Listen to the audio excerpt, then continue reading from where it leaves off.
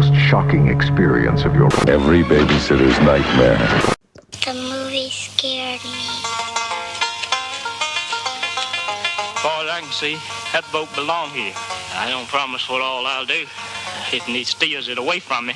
Now, you take that Otis Crump you got working for you down on the big boat. And Brandon an H right in the middle of her chest. For whore. Otis ain't none too bright. I got something I bet you're into. I bet it's that tiny little thing that your mother sucks on every night before she puts you to bed. He's just Irish like most of them up here. Why don't we do something filthy?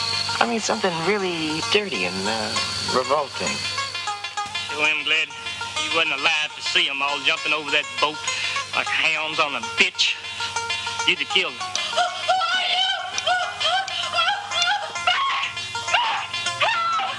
If I had a woman looked anything like you, I sure wouldn't let her alone. What have you done? Hi, I'm Elaine Beauty from My Bloody Valentine and The Incubus, and you're listening to The Hysteria Continues. Yeah, welcome back to The Hysteria Continues, episode number 34. And this time, if you couldn't tell from the intro, we're going to be covering the little scene, Savage Weekend, from, is it 1976, 1979 or 1981? We'll be discussing that a little bit later. But before we do, I introduce my fellow Savage Weekenders. How's it looking in Ireland, Erik?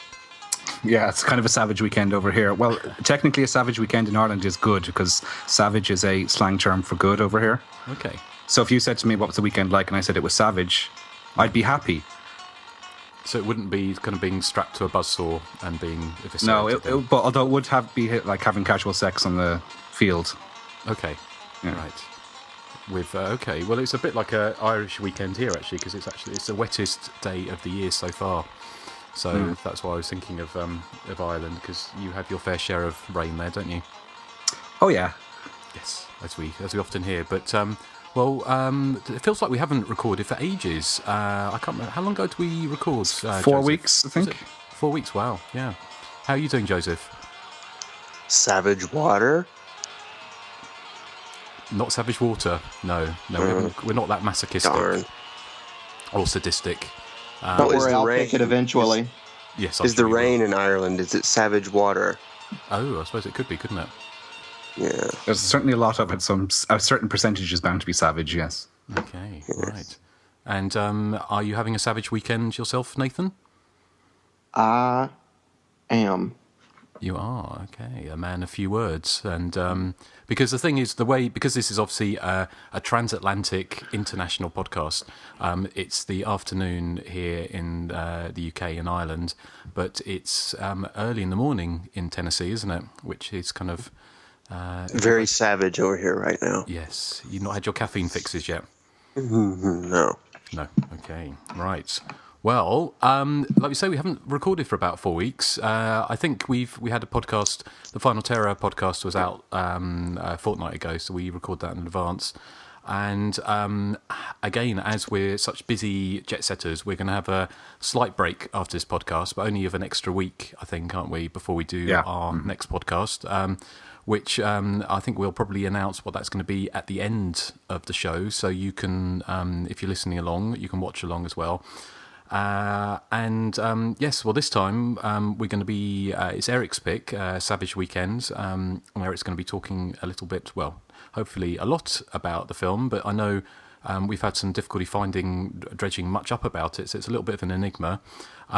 We've also got, in lieu of a top three this time, because we enjoyed doing the quiz last time, so I hope you enjoyed listening to it, and Erik's got his special quiz, which the rest of us are probably a little bit nervous about, I imagine, so we don't know what he's got in store. But before that, we've had basically a month to watch movies, so I'm not sure we're not going to talk about all of them at the moment, but we start with you, Erik. You, talking of movies, you also met a rather special lady, didn't you? Well, I did. I've met a lady that we've all met now at this stage, Adrienne King from Friday the 13th. She was in London last weekend. I popped over to visit my friend Dave, and we went to the Misty Moon Gallery where she's an artist, so she had an exhibition on there, but they also screened parts 1 and 2, projected off a DVD onto quite a large screen. And it was a very sort of DIY thing. It was plastic chairs, and the gallery itself is an old converted coach house. It's got whitewashed walls and wooden beams on the ceiling. It was real DIY, as I said, and it had just plastic seats, plastic chairs randomly put in there for about 25, 30 people, I'd say, because it's quite a small space. And Adrian came in and she was really friendly. Like, she just waltzed in and started shaking everyone's hand and saying hello and where'd we come from. And it was just really nice atmosphere. And it was just a very strange sensation to be watching Friday the 13th with Adrian King sitting right behind you. And then we got, she did some autographs. I got a great lobby card of Alice hitting Mrs. Voorhees in the groin with the rifle. Yeah. And the expression on Betsy Palmer's face, it looks like she's belting out a power ballad. She looks like Bonnie Tyler or something. So I got Adrian signed Cabin Bees already on that for me, and it was excellent. Yeah, it was for someone who's watched Friday the 13th consistently for 27 or 28 years, it was just bizarre to actually finally meet the star of it. I know this is an everyday occurrence for Nathan and Joseph because they go to so many conventions, but for me it's a very rare and very special moment. Yeah, well, I'm glad you got to meet her. And of course, if you haven't been listening to the podcast the way through, we covered Friday 13th a few shows back, and Adrienne was kind enough to do a very lengthy and informative interview. So do listen back. You can listen to all the shows on iTunes or over at the Body Count Continues forums. And I'm sure Joseph will have all those contact details when we get to feedback a little bit later. But yeah, well, that sounds great, Erik. How did it sort of stack up watching the two films sort of back to back like that? Yeah, good. I mean, I don't know if I could have handled a third film after that. My attention span isn't that great at the best of times, so I think two was perfect. I mean, I know that the Prince Charles Cinema in London are going to be showing parts 1 to 8 on a marathon in July, and after watching parts 1 and 2 back to back, I thought, I don't think I'd be able to handle that. But no, it was. I mean, it was a lovely space. I mean, it got quite chilly as the evening wore on because there literally was no heating. It's as I said, it's a very old building. But it was just because it was such an unusual environment to watch it in. It sort of made it sort of a bit more special. Yeah, excellent. Okay, well, no, it's a shame I missed it, but I didn't realise it was going to be quite that intimate, as it were. Yeah, neither did I really. But it was. I mean, Adrian King had a Q&A then, sort of between the two films, and she's a great speaker. I mean, you literally have to ask her just one simple question and she'll go off and talk for 10, 15 minutes. I mean, did she say anything that wasn't really covered in the interview? Anything kind of No. Yeah. I'm sure it's for anyone who's been in the film as celebrated as Friday the 13th, they probably get asked the same questions over and over again, and you probably can't help but slip into the old, the stock answers. But she was a great interviewee. So yeah, great. Well, have you in the past month anything sort of stand out apart from the films? Well, I picked up a DVD or Blu-ray actually called The Signal, which is a film that was out about 3 or 4 years ago. Okay, it's that 3-part anthology film about the effects of this weird signal that's emanating from TV and radio and mobile phone transmissions. And it's sort of in 3 parts, but it's like Pulp Fiction that they sort of intertwine. And I was kind of with it for the first segment because it took itself a bit seriously, and it was like 28 Days Later, or actually what it reminded me of more was the Japanese film Pulse. It's also called Cairo, or I'm not sure how to pronounce it. So I thought it was quite interesting. But then in the second segment, it's all done by different directors. The second segment goes off into quirky comedy territory.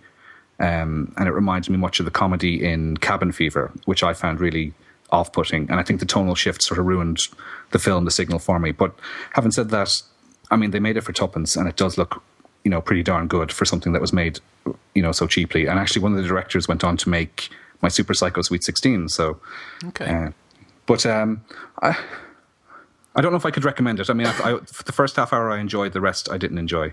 But I have to say kudos to them for, making something. Because it literally was $15,000 or something they made it for. How about you, Nathan? Have you seen that? Yes, I have seen The Signal, but I can't remember anything about it. I guess it wasn't memorable to me. What about you, Joseph? Yeah, I agree with Erik. It's it starts well, but it kind of meanders through, and then it just kind of falters out. I didn't really much care for the comedy in the film. The first 45 minutes are spectacular, but I don't know. I've pretty much forgotten it, and so yeah. Yeah, probably same for me. I saw it maybe a year or so ago, maybe 2 years ago, so I don't remember a huge amount about it, but I remember quite enjoying it. But yes, I think it's always a danger, isn't it? Kind of like not exactly anthologies, but when you have lots of different directors working on a film, sometimes that tonal shift can be quite distracting. Okay, is there anything else?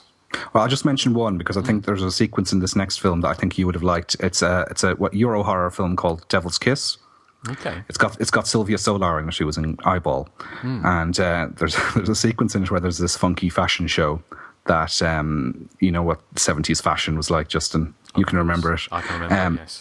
And it's these models come out and throw some shapes in the most gaudy dresses you can imagine. The film itself is. I don't know if you're into that Euro horror stuff, but it has the same type of vibe as a sort of a Paul Naschy film. It's kind of old fashioned. It uses very standard horror characters, and it kind of reminds you of maybe Universal films of the 30s and 40s, but in a more contemporary setting, and with lots of topless ladies. It's about a woman who is seeking revenge for her brother or her father who committed suicide. She's seeking revenge on the people she believed drove them to it. So she enlists the help of some witchcrafty type mad scientist. And, it's now nothing spectacular, but I think the fact that it's so dated makes it eminently watchable. I do love those kind of 70s Euro horrors because they are so formulaic, a lot of them, aren't they? But they throw kind of real sidewinders at you sometimes. So it's not one I've come across, so I shall look out for that. So, no, thank you very much. How about you, Nathan? What have you been watching? Let's see. I watched Piranha 3D last night in 3D again, which I love 3D. On TV? I don't care what anybody says. Is it on TV? Have you got a 3D TV? Yes, I do. Oh, I just bought it recently, and I love it. Is it good? Is it? Yeah. Because I've got the My Bloody Valentine 3D, which is in the kind of it's not the proper 3D, but I haven't got a 3D TV, but I was wondering how they've done it, because the 3D in the movies I've got aren't spectacular, and obviously something like Friday the 13th Part 3 in 3D is pretty awful, the way they've done that, and it was such a good 3D job originally. But so does the 3D really work on a 3D TV? Well, for the newer movies, it has. I watched Piranha 3D on there, and I watched Fright Night 3D. I've watched several Final Destination 5, and it all looks like it did in the theater to me. Okay. So and do you have to sit facing at a certain angle? If you're kind of to the side of the TV, does it work? It worked for me, and I was kind of to the side of it. All right. Okay. And do it things was very, very cool. Does things kind of pop out at you like the old Star 3D? Okay. Oh well, that sounds good. And did you enjoy Piranha 3D? Oh, I loved it. I loved it when I saw it in the theater, and I still loved it. And I want to watch Piranha 3 Double D now. I saw the trailer for that last night at the cinema. It looks quite entertaining. It looks like what it is. Yeah. So. Yeah. Okay. Well, that sounds good. Trouble is, I'd like to get a 3D TV, but I can't really justify it while I've still got a TV that works. Maybe I'll have to whack it with a hammer or something. But are you watching anything else? Actually, I don't think I have. I watched Friday the 13th 1 and 2 this past Friday night, and I still love them. Well, we were just talking about that briefly, weren't we? Because I know, Joseph, you watched those as well, and you sort of said that. I think we discussed this a little bit before. I remember seeing when I saw Evil Dead on DVD, and you can see kind of like up the sleeves where where you can see the gloves on the hands and things like that, and the little bits of patches where the makeup doesn't reach and things like that. And on kind of VHS Nth generation video, you didn't really notice that. In fact, everything, because it looked a bit blurry, so it looked a bit more real, I kind of guess. But high definition actually takes away some of that, because although it makes everything really pin sharp and great, but you were saying, weren't you, just before we went on air, how you could see basically some of the flaws in the makeup in the Friday movies.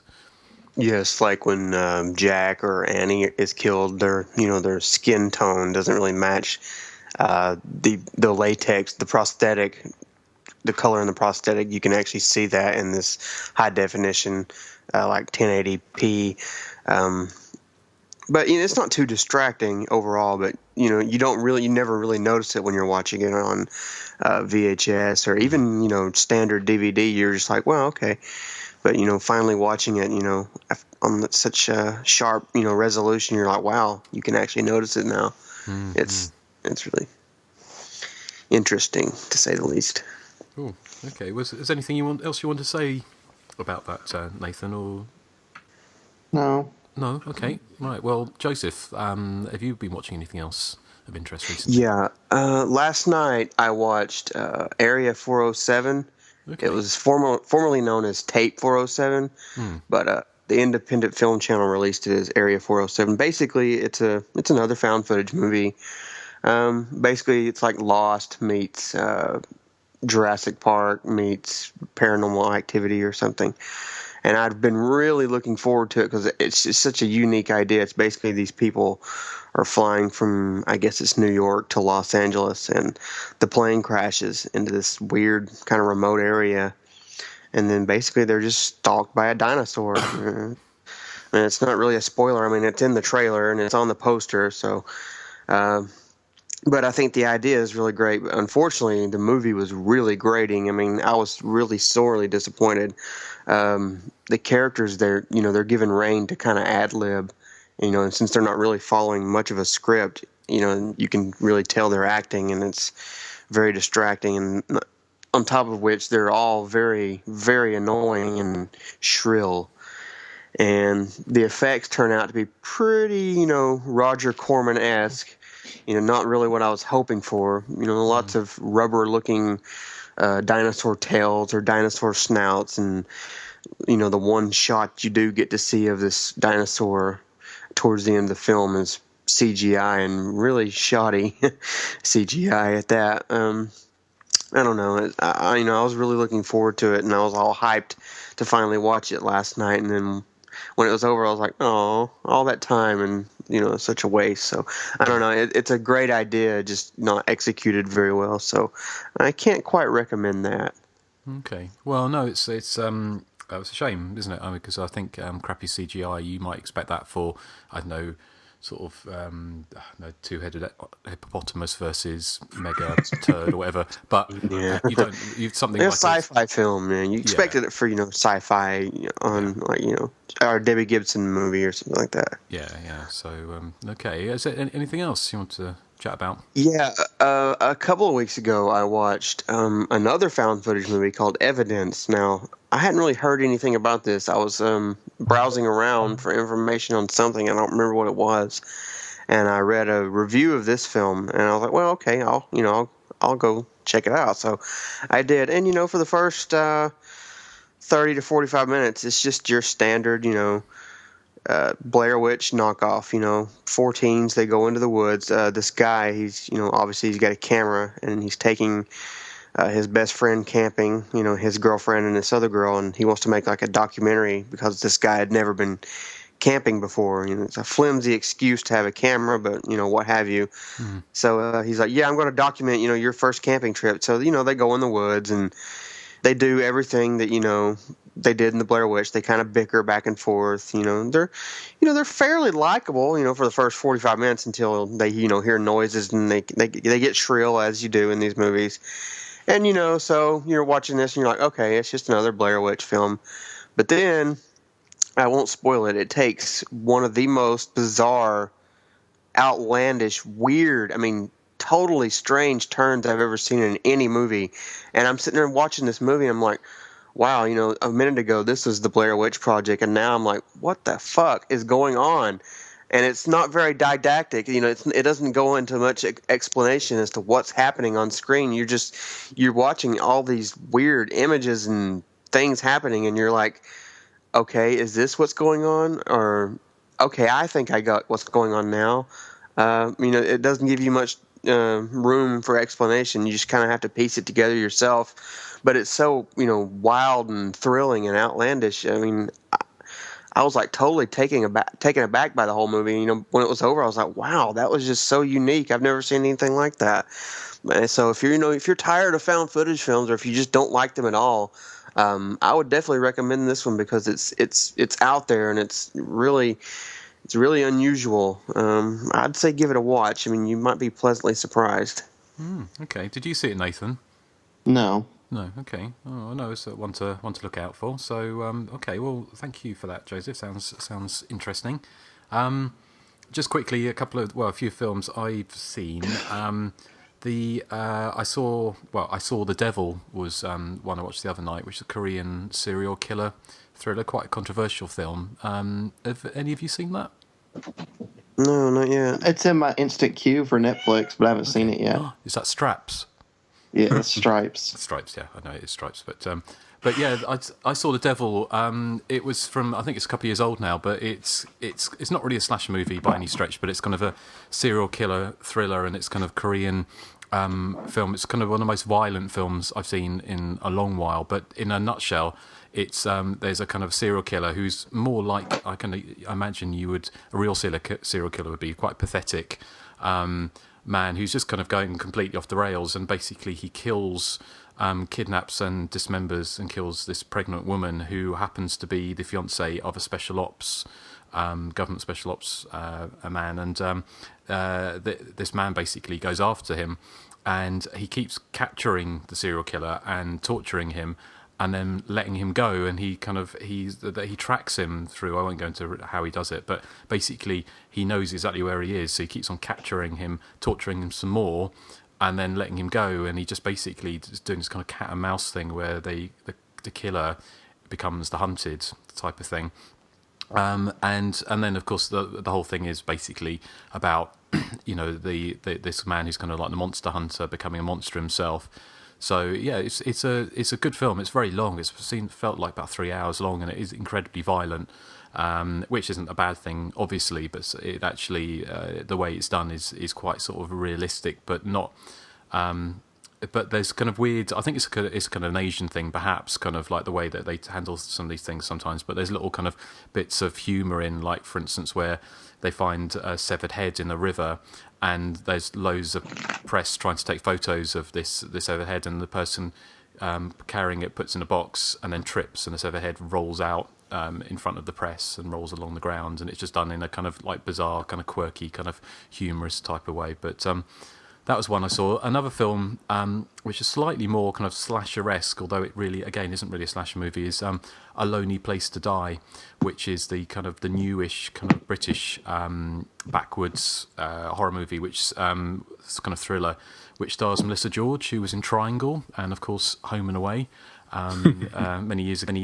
And it's essentially it kind of takes a little bit like a nod towards that French film High Lane we spoke about recently, which is a kind of a group of friends go mountain climbing in the wilds of Scotland. I mean, middle of nowhere. And if you've ever been to Scotland, there are places where you are literally miles and miles, 10, 15, 20, 30 miles away from anything.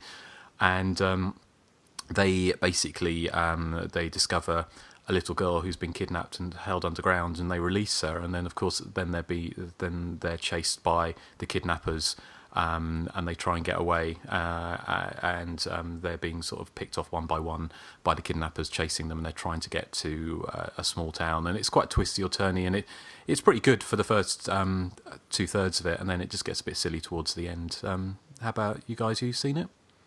Yeah, I spoke about it on one of the recent shows. I don't remember which one, but I agree. The first 45 minutes, I was really into it. The scenery is excellent, and the whole being pursued by the kidnappers, I was like, wow, this is good. But then it starts getting all almost political, and it takes like, okay, there's like so-and-so involved and so-and-so involved, and this might have to do with a politician, and maybe there's crime and corruption in City Hall, and I was just not with it anymore. I was like, what's going on here? I just don't care anymore. Yeah. How about you, Erik? Have you seen it? Not yet, no. I was planning to see it, and then I heard Joseph's review on the podcast, whenever it was, a couple of months ago, and it's slid down my list of things to do as a result. It's worth watching. It just gets very silly towards the end, and it kind of loses that kind of, when you're with a movie. It tries to take on too much, I think. Yeah, I think so. It kind of, it's just like, you're basically giving yourself to a movie, and you've kind of allowing yourself to, not allowing yourself, but you're kind of into it, and you're along for the ride with it, and then it just takes a turn too far to the left or whatever, and it just got silly and kind of over the top, and it didn't really work. And it had the whole Wicker Man vibe, which felt very forced for this tiny little Scottish village, which seemed to have a million people wearing animal masks, jumping around naked. It seemed very bizarre as part of some kind of festival, carnival at the end. So it wasn't like a Wicker Man. It was just it just all got a bit silly. But the other film I have seen, which I saw at cinema last night, and it's a film that I know you all have seen, so it'd be interesting to see what you think about it, is Cabin in the Woods. Now, I missed going to see it because I had a bit of a chest infection the last couple of weeks, so I was kind of hacking away, sort of coughing, so I couldn't get to the cinema to see it. So decided to go and watch it last night, and I'd be interested in hearing what you've got to think about it. What did you like it, Nathan? Oh, I loved it. I thought it was really inventive, original, and it was a lot of fun, and I had a lot of fun watching it. I liked all the characters too, and that's kind of odd for a recent movie. How about you, Erik? Yeah, I really liked it too. I think everyone's saying how intelligent it is, and that's the only argument I would have with the critics, is that it's probably not that intelligent. What it is it's really, really fun. It's quite inventive, and it's not scared to go to outlandish extremes, particularly in the last half hour. I was really entertained by it. My biggest complaint with films is if they're boring, and this was never boring for 1 second, I thought. What about you, Joseph? Oh, I really, really loved it. And I think it is intelligent. I think it's very metatextual. I think, it has a lot to say about, people in general at the very end. I mean, I won't spoil it, but, and I love how they intertwine that with cliches of horror films. It's one of those movies, you watch and you're like, wow, I've never seen anything like that. That's very interesting. Definite recommendation from me. No, I mean, I'm kind of, I wouldn't say I was lukewarm on it. I did really enjoy it, but I think the trouble is sometimes seeing a film that's been so hyped up, you can't help but kind of have greater expectations than the film can deliver. And I didn't think the payoff was quite as kind of good as I thought it was going to be. But I did enjoy it. I thought it was really good fun. But yeah, I don't think the film was quite as clever as it thought it was, to be honest. I don't think it was. It didn't wow me in the way that I thought it might do from the kind of reviews I'd heard from certain people. But having said that, I think it's a film that if I watch again, I'd probably enjoy even more, because I think while you're on the the ride with it, it is kind of really good fun. And of course, there's that great cameo, which I won't spoil for people who haven't seen the film. Although I did think they missed a trick by not featuring a certain creature in that scene we were discussing afterwards. Yes. But they should have done that. Now that you mentioned that, that would have been quite good fun. The one thing about the film that I think it bears watching, because I mean I won't spoil anything about it, but at the end when you get to see a lot of things. It's like, blink and you miss it. It's like one of those freeze frame things. You have to go back and see, oh, what's there? What's there? What's there? Oh, there's that. There's that. I mean, it'd be neat to kind of, pause it and see what all you're actually looking at. I loved my favorite part was that there was a little sort of in-joke, poking fun at the long-haired J-horror girl who crawls out of wells or televisions or whatever. Yeah. There was a nice little bit about that I thought was really fun. Yeah, that was clever, wasn't it? Yeah. Yeah, no, it's a good fun film, and I'm glad I finally saw it. And it was, I still can't quite work out why it's sat on the shelf for 3 years, because it was filmed 3 years ago, wasn't it? Over 3 years. I think it was all due to the studio going bankrupt. Really, was it? Right, okay. I think, and also they wanted to convert it to 3D, didn't they? I'm glad they didn't. Well, because it's not a film that lends itself to 3D, is it? Because it's very dark. No. And I think it's especially films that are dark don't, because I think 3D darkens stuff down anyway, doesn't it? So it does, and I wish the people who made Tron Legacy would have realised that. Because talking of which, I haven't seen Fright Night 3D. How does that look? Because I heard that they post convert that, and it wasn't particularly good, or the 3D wasn't great in that. How did you find it, Nathan? Well, I mean, it's my least favorite one I've seen in 3D so far. Right. Because it wasn't meant to be. I mean, if that's true, then that makes sense. It wasn't meant to be in 3D because there's not that much stuff, coming out of the screen except, if there's an explosion, like some ash looks like it's coming out of the screen or something like that. But that's the best we get in that movie. Yeah, I can't remember if it was meant to be shot in 3D or not, but I just remember it saying when it came out that people were criticising, saying that it was already quite a dark movie and the 3D made it darker, and that it didn't really work. But yeah, I'm glad they didn't do that with Cabin in the Woods, because I think it would have been. It doesn't seem any point reconverting things. Obviously I haven't been to see Titanic in 3D, but I imagine if anyone's going to do a decent job post converting something, it's probably with James Cameron. I have. Have you? How was that? Yes. It was not worth it. Was it not? Did it not add anything to it? No. Because I think I've told the story before, but when I saw Titanic at the cinema the first time round, there was lots of people, well, mostly women, sobbing at the end, and somebody had brought somebody like a kind of care in the community person out with their carer, who just laughed uproariously all the way through the end of the film, much to the annoyance of all the people who were trying to sob and get very emotionally involved in the ending. But yes, well, that's our recent... Well, people... Oh, sorry. I was going to say, people always say, like, like when watching, like, Titanic, it's not about stuff coming out of the screen. It's about the depth. Well, I don't care about depth. I could care less. If I want 3D, I want something like Piranha or Final Destination where they're going to be shameless about it and throw everything they can out of the screen at your face. That's what I like. That's what I watch as well. Yeah, I don't care about this depth. I mean, I could care less. Depth schmept. That's what I say. Yes. Yeah, don't put 3D on a film that has no depth like Titanic. That movie's terrible. Plus, that old lady, she's just a liar, isn't she? Had a bit of a tramp, if you ask me. Didn't they pixelate Rose's breasts in China, apparently? So because the sight of them, her boobies popping out the screen was too much for the Chinese audiences, apparently. Nathan made a mention that, I haven't seen the film since it came out, but since he went and watched, he noticed that the characters are always, referring to one another like, Jack, what are you doing, Jack? Come over here, Jack. Okay, Rose, I'll be right there, Rose. Yeah. Let's go, they Rose. say their names, oh my God, like 1 billion times in that movie. Yeah. And didn't James Cameron, I know we're kind of hugely off topic here, but didn't James Cameron, the other thing, somebody wrote to him and said, well, actually, the stars in the wrong place in the film, because on that night in 1912, the stars would have been a different way, and he kind of redid all the skies in the whole movie. For God's sake. Which is just the constellations or something like that. Yeah. Because I'm sure there wasn't like a woman running around in an evening dress with an axe in the real boat. So but anyway, that's James Cameron for you.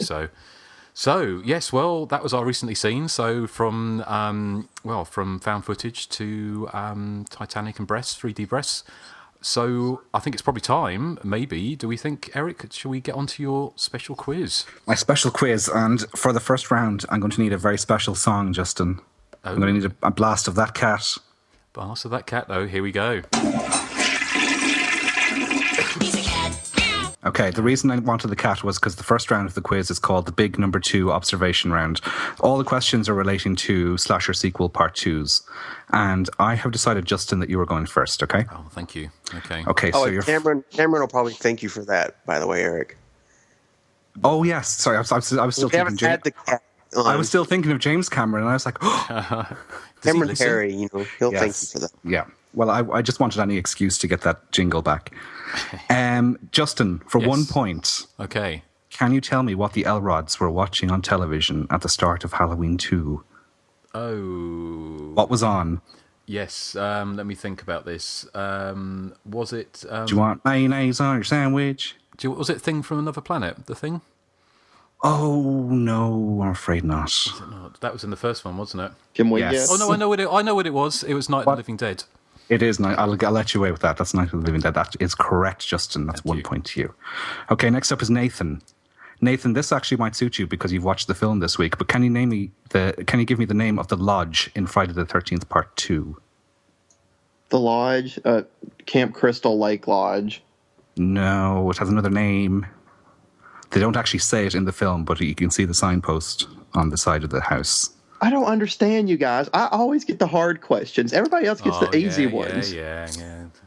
Here we Kelly go. Brook last week, I don't even know who she is. Here come the tantrums. Now you know how I felt. You had easy ones last Well, I time. pass this over. Joseph, do you know? Is it Camp? It's not the name of the camp. It's just the name of the main house. The main house? Yeah. I don't know. I didn't pay attention to that. Justin, do you know? Well, I know it's Higgins Haven, isn't it, in the third one? But yes.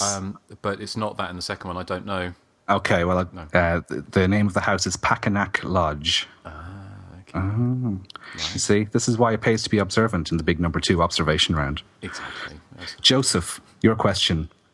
Actually, this is quite an easy one. I'm sorry, Nathan. I feel bad now. But in A Nightmare on Elm Street Part 2, Freddy's Revenge, what is the nickname that Jesse gives to his car? I don't remember. Ooh. Listen, I'm going to pass this one over to Nathan first, then Justin, just to be fair. Well, just to be unfair, to stop him crying, basically. Nathan? Justin. Nathan, can you tell me the name of the car? The nickname of the car? The nickname of that car is... I can hear a keyboard clipping away there. No, I don't have a laptop with me. I'm Gaius. I'm Gaius. I'm not going to ask. Justin, was it Princess? No. Justin, do you know? Was it Roger? No. I'm going to stop this round now before it gets any more rude. It was the Deadly Dinosaur. Okay. Yeah. No, doesn't ring any bells? Okay, this next question is going to be really... I thought these questions would have been... because you guys are slasher experts, I thought these would be quite easy. So this one's actually going to be quite hard. Sorry? How embarrassing for Joseph and Nathan. Yours was very easy, Justin. Yeah. Well, Justin, your next one is quite difficult, actually. Okay. Can you tell me the name of the radio station in Texas Chainsaw Massacre 2? Oh, God, no, I have no idea. Oh, is it WC?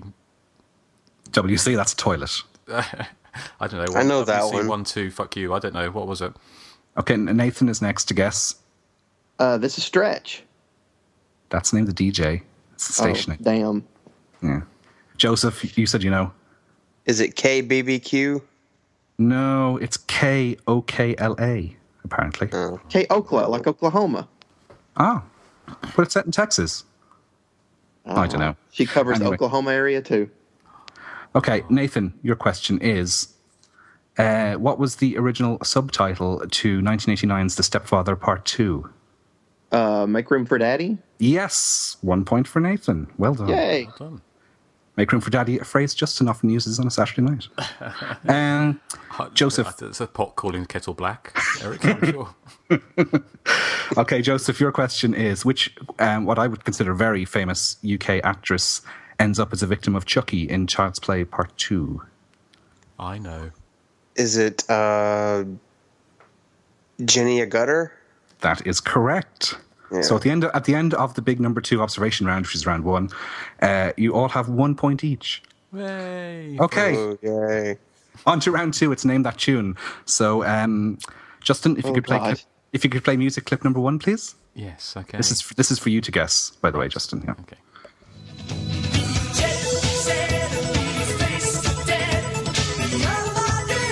Justin, it's 1 point if you can name the film that song is in, and 1 point if you can name the band. Because actually, I should state that these are all pieces of music where the band actually appears in the film. You should have given this to me. I'll give it to you soon. Okay, give it to me. Ooh, matron.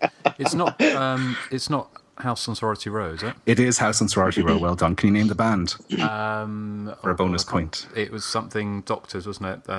Oh, so close. 3 out of 4 Doctors. Okay, I'm going to have to give it to Justin, so to speak, because it's 4 out of 5 Doctors. Okay, right. It's so close, I'll have to give it to you.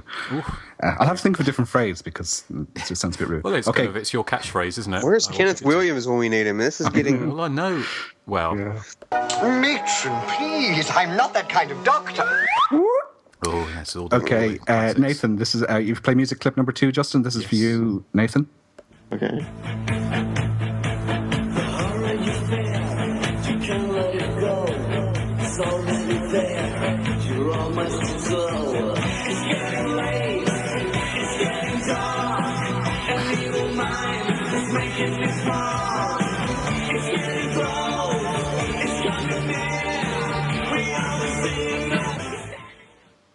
Okay, Nathan, in the film? I have no idea. Oh. I don't even know what movie that's from. Oh, I think you do, but I'll have to pass it over to Joseph is next in line. Joseph? Oh. They do actually sing the title of the song in that piece of music, but I had to edit it out, obviously. Oh, man. I know what it is, but it's like on the tip of my tongue. Pass it to Justin. Justin? Matron, please, I'm not that kind of doctor. What was that for? It was on his tip of his tongue. Sorry. Okay, right. Come on. Okay. Do you know the piece of music, Justin? Is it Pretty in Pink by Psychedelic Fairs? No. It's not, no. That was, in fact, the band Easy Action singing the theme song to Blood Tracks. Okay. Right. Oh, I've seen Blood Tracks like one time 10 years ago.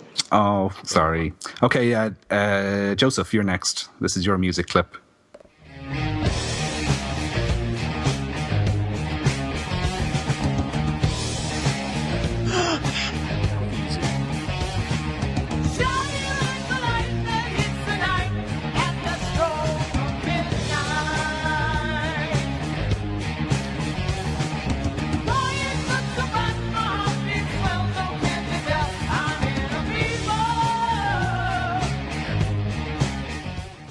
Are you kidding Joseph? Me? I am kidding you, yes. Oh my God. You sound like Jedward now. You have no idea who they are, I know, but... No, I don't. Okay, Joseph, name the movie. Hello? I'm thinking. I don't know. Okay. I'm going to pass it over to Nathan first, Justin, if you don't mind, because he might cry again. I will Nathan? I will. It's New Year's Evil. It is New Year's Evil. Can you name the band? See, I've only seen that movie like once. The band is... Click, click, click, click. IMDb. Nathan's the Best. Correct! No. Do you know the name of the band, Justin? I don't. I knew it was New Year's Evil, but... No, the band are called Shadow. Right. That famous rock band from the 80s. Everyone knows that. Okay, so at the end of round two... At the end of round 2, Justin's in the lead with 3, Nathan is second with 2, and Joseph is last with 1. Okay, this is dialogue clips next. So if you play dialogue clip 1. Dialogue clip 1 for you, Justin. Right. Shh, quiet, you'll hear us. Shh.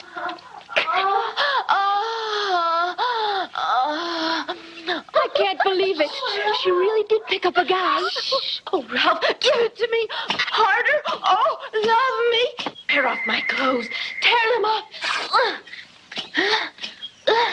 Tear them off, Ralph. All of them. Bite me. Hurt me.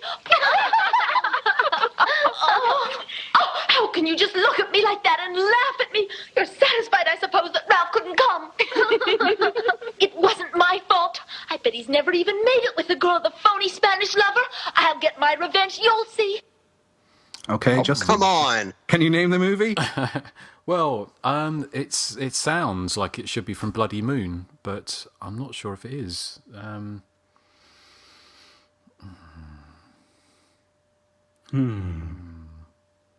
But it's got the same. It sounds like it's got the same actresses, or the dubbing actresses from Bloody Moon. Is it Bloody Moon? It is Bloody Moon. Well done. Bloody Moon. Thank you. Who wouldn't know that? Yeah. Okay, clip number 2 is for Nathan. Hi. Hey, babe. You and me got some serious problems. We got to work a few things out. You know what I mean? Well, this isn't a very good time or place, Josh. I mean, could you... Fine. I can wait. God damn it, Josh, leave her alone! Stay out of this, Janet, or I swear. Go ahead, big man. You know, Jan, I've had just about enough of you butting into other people's business, and I'm going to put a stop to it. I'm going to get even with you. And as for you, you haven't heard the last of this. Not by a long shot. Okay. Come on. Oscar-winning stuff there, Nathan. You have redeemed yourself, Eric, Yes. by giving me that awesome film, Terror at 10 Killer. Well done. A point for you. Okay, next one is Joseph. So clip number 3, please, Justin. Where are you, bastards? Come on out! Come on out, you bastards! You rough bastard! I know you're here! You fucking bastard! Come out! Come on out! I kill you! I kill you! Where are you? You murdering bastard! Okay, can you name that film, Joseph? Is that Donald Pleasance in Phenomena? It's Donald Pleasance. It's not Phenomena, though. Is it the oh God, the Fatal movie? Fatal Frames? No, sorry. I'm going to pass that one over to Justin. Do you know what? Oh no, Justin, you know this clip. Sorry, I can't pass it over to you. Nathan, do you know the film? Into the Darkness? No, the film is actually. I can't pass it over to you, Justin, because I was emailing this to you earlier in the week and accidentally let slip what it was. It's actually Phantom of Death, the Ruggero Deodato movie with Michael. Come on, I haven't even seen that movie but once. But it's a great clip. It's Donald Pleasance channeling Linda Day George. Giving them all the easy ones. Yeah. Okay, so at the end of that round, Justin's in the lead with 4. Nathan has 3. Joseph still only on 1. Okay. We're all winners. This is the final round, and I've got a little jingle for it. I like to call this round "Who's That Topless Girl" from Friday the 13th, Part 5: A New Beginning. If you play the jingle, Justin. Debbie Voorhees.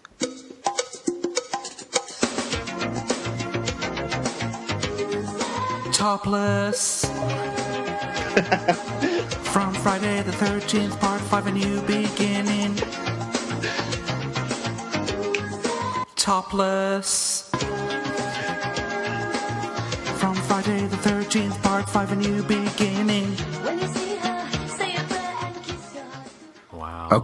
Okay, Justin, are you ready to play Who's That Topless Girl? I am, yes. Okay. My name is Lana. I think I'm so hot. I have a fine set of bazungas that get an airing every time I say the magic words. It's showtime. Can you tell me who plays me? No, I can't. But hurry up, because I'm going to party.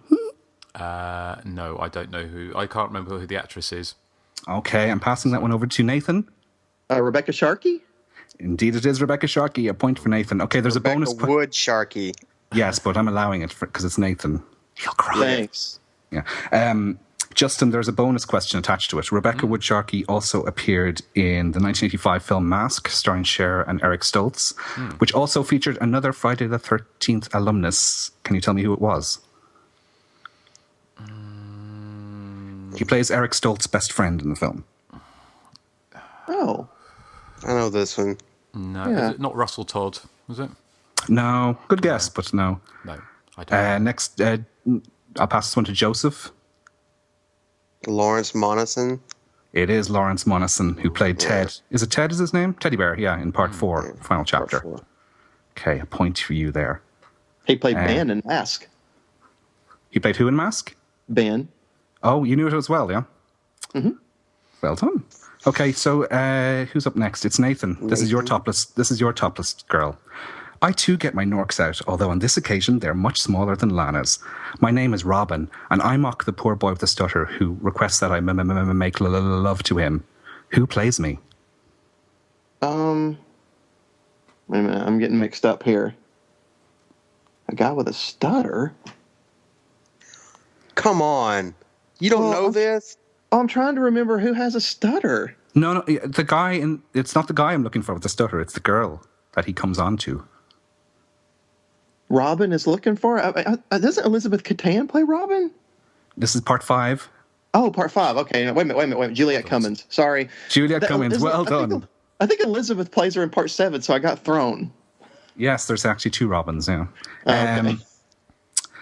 Your follow-on question is, can you name one of the 2 other 80s slasher movies she appeared in after Friday the 13th, Part 5, A New Beginning? Well, she was in Hellroller. Does that count as one of them? Let me think. What else was Elizabeth Catan in? No, Juliette Cummins. Oh, shit. Slumber Party Massacre 2. Well done. That's all I needed. The other one was Psycho 3. You got me mixed up. There's too many Robins. She's also in Deadly Dreams. Yep. Is that 80s? Is it a slasher? It is. Yeah, it's 80s and it's a slasher film. Okay, well, he got it right anyway. It was Slumber Party Massacre 2, so there's no lawsuits, please. It's using Psycho 3, right? Yeah? Yeah. 3? Yeah. Okay. Okay, your question for Who's That Topless Girl from Friday the 13th, Part 5, Joseph, is, I have the biggest, wobbliest boobies in all of film. I am Tina, and there's barely a bra in the universe that can contain my Debbie ample headlights. Voorhees.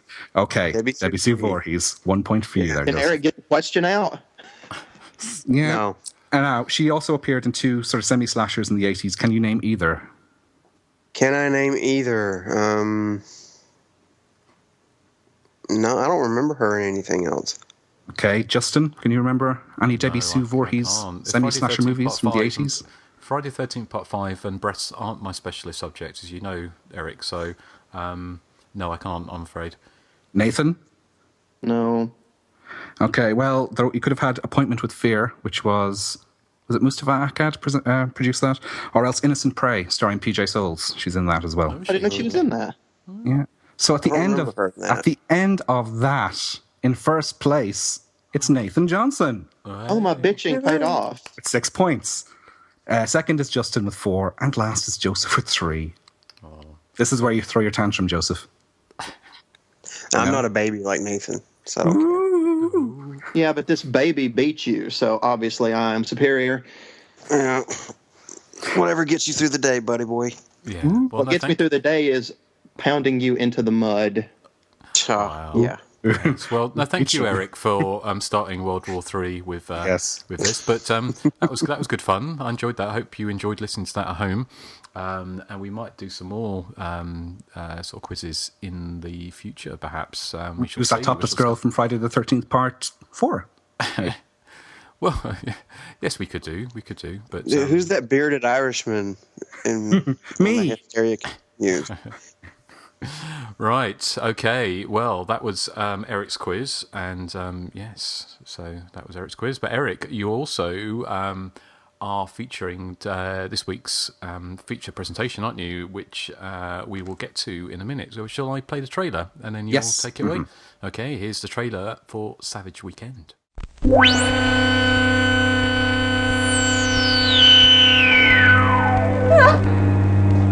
was In Cold Blood, The Boston Strangler, Helter Skelter, and now, Savage Weekend. Savage Weekend is not a film for the whole family. It's only for those who can stand to be terrified.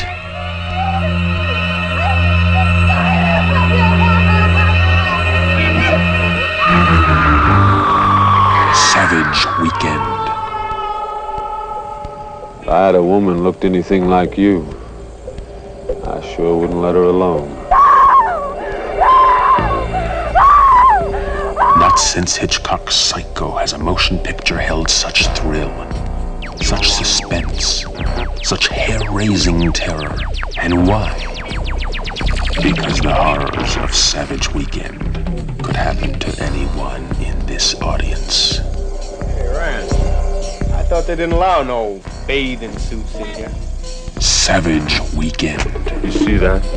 That's what you're playing with.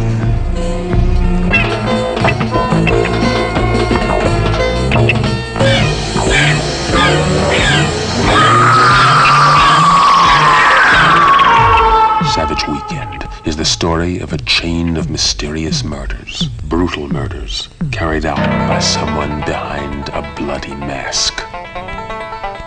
Who's behind the mask? What drives him to kill? Only at the very end do we find out. You know it's gonna happen. You feel it in the tingling of your spine.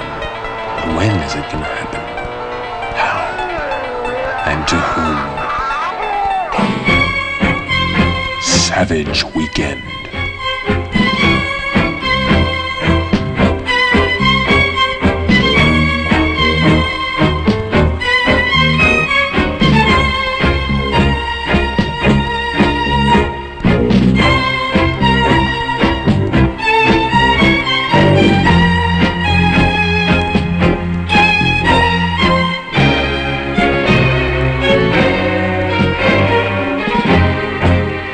Savage Weekend.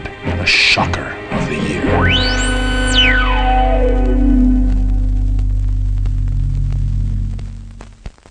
Okay, well, as many slasher films, you can sum it up really in one sentence. It's 5 middle-aged folk head to the country to work on renovating a boat.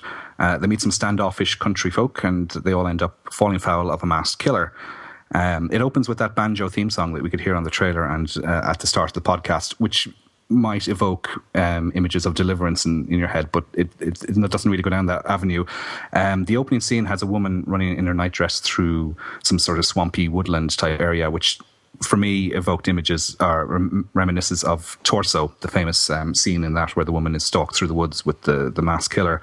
And it soon becomes apparent that opening sequence is actually the end of the film. So in some respects, you could say that Savage Weekend is the Citizen Kane of horror films, because they both show sort of the end of the film at the start. Now, if you did compare Savage Weekend to Citizen Kane, you probably would be carted away, because it really is not a very fair comparison at all. The film then starts proper with... well, I assume what we see at the start is the Sunday, and then we go back to the Friday, and we see them all heading off. There's the 5 of them, as I said. There's Marie, who is our final girl, her new husband, Robert, their camp friend, who's never explained what connection he has, I don't think, to the family, or to the other members of the troupe, but he is this very, very campus tits individual who can put up a bit of a fight. He can fight like Stallone or Schwarzenegger when he needs to. Then there's Marie's sister, who is played by Caitlin O'Heaney from He Knows You're Alone. She's in there as well. And then completing them is this guy called Jay, who's incredibly sleazy. And again, you don't understand why all these people are friends, because they're just all completely opposite to each other. The film sets up a number of suspects, although it makes that fatal Friday the 13th Part 5 flaw, if you forgive me for bringing that film up again, of making the killer's identity far too obvious. I mean, they shovel on the red herrings all they like, but it doesn't mask the fact that you can identify the killer within 2 minutes of him appearing on the screen. I mean, it could possibly be somebody from the bar brawl that Nikki gets involved in early in the film. It could be Otis, played by William Sanderson, who is this kind of simple country yokel who resents the sort of city folk coming down and renovating this boat that used to belong to his father, who's recently died. In fact, he actually has one of the best lines. He says that they must think I was born in the last rainstorm, mixing up his metaphors, which was a funny touch. The film diverts off into a very sleazy soap opera type thing for the first maybe 45 minutes after that opening sequence. There's tons of nudity and tons of casual sex. I think there are about 5 sex scenes in the film, which makes me wonder what the director's background was before he started working on Savage Weekend, because it was filmed in 1976. As far as gore goes, it's not that violent, visually violent film. I mean, there's some nastiness in it for sure. One of the characters gets strapped to a, I suppose you call it, is it a buzzsaw, in her bra and panties, obviously, because that's keeping in tone with the rest of the film. There are times when it almost feels like a 70s porn movie. Not that I would know what a 70s porn movie is like, but Justin tells me that this is what one is like. You know, when he came back with a bunch of them from the Spanish supermarket, you were saying to me, didn't you say to me, Justin, that Savage Weekend kind of reminds you of that 70s porn you used to watch? Well, there wasn't enough handlebar moustaches in it. Well, one of the ironies is that Nicky is this camp character who goes into a bar, and he gets kind of gay bashed by a guy in a sailor's hat and a huge handlebar moustache, which I thought was a strange touch. Certainly the film was not as good as I remembered. I had very fond memories of watching this because it was a film I picked up in the late 80s, and because I knew nothing about it and there was no references to it in any of the film books I had, which at that stage was like Leonard Maltin and Halliwell, I thought I was picking up something really rare and obscure and underground. And so because of that, and because I saw it quite early on in my horror movie watching career, for want of a better word, I had kind of an attachment to it. But watching it again now, it's certainly not as good as I remembered. I mean, it has a je ne sais quoi, it has a grimy quality, a bit of an edgy atmosphere, but it has severe pacing problems, I think, and lots of unlikable characters. I mean, the way the men treat the women is quite astonishing. I'm sure feminists would not be particularly pleased watching this film, particularly the character of Jay, who treats, is it Shirley is the character's name? Treats her like a complete bitch. and yet she still ends up shagging him at every opportunity she gets. And there's one stage where they're going at it doggy style in the barn, and she's, panting away, but also saying, "Oh, I hate you, we're such a horrible person." The only character with any redeeming qualities really is the character of Robert, who is Marie's new husband, although he does come across as a bit of a doofus. But even he, at one stage, he's having a conversation with his wife, and he's trying to undress her while she's trying to have a serious conversation with him. Certainly, they don't come across as that likable, although, having said that, they're certainly far nicer than the troupe of individuals we meet in something like the Friday the 13th remake or the April Fool's Day remake. So, it probably stretches that sleazy soap opera bit a bit too much, because the slasher element only comes in at about the 50-minute mark. And when it does arrive, it's quite entertaining. But for me, the most entertaining bit of the film, actually rewatching it, was how many times the boom mic appears. It makes at least 5 or 6 appearances throughout the film. And so even during the slow portions, you can still get a bit of a chuckle out of that. So, Justin, what are your thoughts on Savage Weekend? I know that we have it reviewed on Hysteria Lives, but it was well, not by yourself, though. Oh, yeah, I forgot. I've never actually made it all the way through the film. This is the first time, actually, this morning that I watched the whole thing. It was... I think I saw a different version to you, though, slightly, because there was no nudity in the version I saw, or very little. So there was no boobs. Was there boobs? There's lots of boobs. Did you not see the scene where Jay is in a boat with Caitlin O'Heaney and he rips off her top? Well, you see it, but then she's covering herself. You don't actually see her breasts. Oh, you do see her breasts in the one I saw, and then she covers herself, going, "Ooh." Right, okay, because what I've got is the old Paragon tape, the American VHS. Okay, I've got a dodgy Dutch one with Dutch subtitles on it. Well, it's Dutch. That I picked up in a Dutch supermarket. Well, that's why it's got more sex in it, probably. But yeah, the version I've got, it doesn't, and there's no doggy style sex in the one I saw. So, right. But the murder sequences also looked like they were kind of edited. Whether or not they were, they seemed to be very choppy. There was no blood. So I don't think there was any blood. Yeah, the only gore in the version I saw really was when Otis attacks the killer with the chainsaw at the end. That's spoiler alert. The chainsaw at the end. You can see the chainsaw going into the flesh for a brief second, maybe 1 second, 2 seconds. You don't. That's not in the version I don't think I saw either. So, right. So there obviously are different versions out there. In some ways, you could probably say that I got off lucky because the version I saw was shorter. But I didn't really hate it. I just I found I could understand the reason why I kind of stopped watching it before, because I think it did get in. It was quite tedious. I think by the 35-40 minute mark. The bits I really liked in it, I liked the kind of reverse gay bashing in the bar when Nikki, the character, goes in and he orders is it a daiquiri or something, or martini, in this kind of redneck bar, and he tells the bartender how to make him this kind of this cocktail, and then he, like you say, he's gonna get gay bashed by these this rather camp looking sort of fellow in a sailor outfit, but then he turns around and sort of like beats them up, so it's kind of like quite, so that was fun. So he kind of basically beats up the bigots, and so it's not something you really see in films in kind of 70s or any kind of films really. So I liked that. I kind of also liked it when the the killer found the mask and put the mask on, because I was reading something about this about the film, and people saying about it was kind of it was a it obviously preempted Halloween, but of course the film, as you said, was made in 1976, and I do wonder how audiences, when it was released in 81, because it was at the it was still on American screens in 1983 that I found.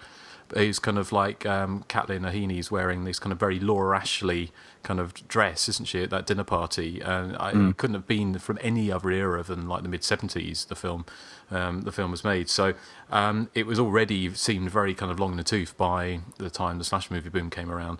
But of course, if the film wasn't released until 3 or 4 years after it was made, then obviously presumably no one else saw it. So it was probably just a bit of a fluke, really, that had those kind of proto-slasher elements in it. But I kind of liked that. The only thing I couldn't get my head around is, unless it was just padding, was the killer just seemed to stand outside. There was just endless shots of the killer walking up and down the veranda outside, and it seemed to repeat the same shots. And again, it may be a slightly different version to the one I saw.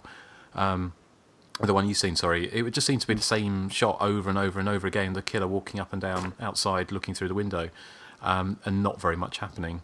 I really like that kind of bizarre kind of Spanish flamenco kind of striptease that Kathleen Heaney did on the staircase, and where the gay guy gets they put on makeup and they just have a bit of a party, a bit weird, bizarre kind of like.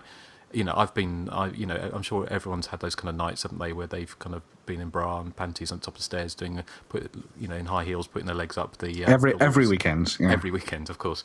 That's how I spent last night. But yeah, no. So it was kind of that I quite enjoyed that, and I did like, without giving away the ending, although we will give away the ending because.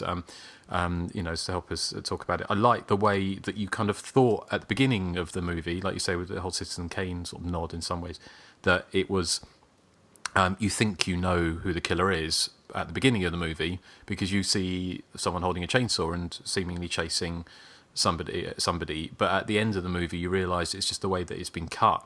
That's not the case, is it? And I thought that was quite clever. And to be honest, actually, I didn't guess who the killer was. It didn't really occur to me that that would be the person behind the mask, as it literally was. So, well, see, what I was wondering was that if they re-edited the ending and stuck to the front because they were worried that the killer's identity was so guessable. I'm just wondering if that possibly, that opening sequence was. It's just because I knew just from memory that I knew that the opening was a cheat and that it didn't tell the full story at the end. So I knew that who X wasn't the killer. I knew that was somebody else. And then when somebody else appears, I thought, oh yeah. It has to be that person. It's only because I hadn't seen the whole film. It's probably that's why it didn't. No, I do agree. Even watching it this week, I found my attention span wandering. 35, 40 minutes into it. So anyway, Nathan, what are your thoughts? I love Savage Weekend. I love everything about it. I love the characters' interactions. I think it's a very weird movie, and its weirdness works for me. Hey, what was up with that cow milking scene? Oh, that is creepy, isn't it? It's very weird and bizarre. It's Marie like and thing. Marie and Mac are feeling a cow's udder and having a little sexual frisson at the same time, or something. It's just weird. And I love the location, and I really like the scene that Justin was talking about, where they have their little makeup party, like where they're dancing around. It's a very bizarre movie. It's almost like the whole movie is like a dream or something, because it's very like weird, and people say things that they would never really say and do things that I don't think they would normally do. But I don't know, it works for this movie. And I love the killer's mask, and I love the title. Savage Weekend just sounds awesome. It's just a title that makes you want to go rent it or buy it, which I bought it, of course, because I love it so much. And I agree that I actually did guess who the killer was. I thought, I agree with Justin. At first, I thought that it wasn't even going to be a whodunit because, the beginning does make you think that one person's the killer. But, as the movie goes on and the killer is sort of in the shadows, I'm like, well, wait a minute. This is supposed to be a whodunit. So, it can't be that person. But it's an awesome movie. Fantastic. Ooh, that's a glowing recommendation. I do agree. It was a VHS that screamed "Rent Me," which is something Justin screams as well. But that's a different story. How very. I'm only joking. Now look who's the bully. I know. I've given him a taste of power, and look what he's done. No, but I mean, the video I rented was this really gaudy yellow sleeve with a picture of Caitlin O'Heaney in her bra and panties being attacked by the killer, and it had Savage Weekend. And I don't know if you know the sort of familiar logo. It's done with sort of real sharp lettering, and it just looked really. Oh, sorry. Sorry, I just thought it looked really enticing on the video shelf. Oh yeah. What about the tagline? Did it have a tagline? The box that you saw? I don't recall now. Because its tagline reminds me of the tagline for the original Friday the 13th. Because on the VHS that I have the DVD now, but I had the VHS, and it said something like, "You have been chosen. You are doomed. Prepare yourself for Savage Weekend." And in Friday the 13th, something like, they were chosen, they are doomed, and on Friday the 13th, nothing will save them, or something like that. They were warned. They were warned, okay. Yeah.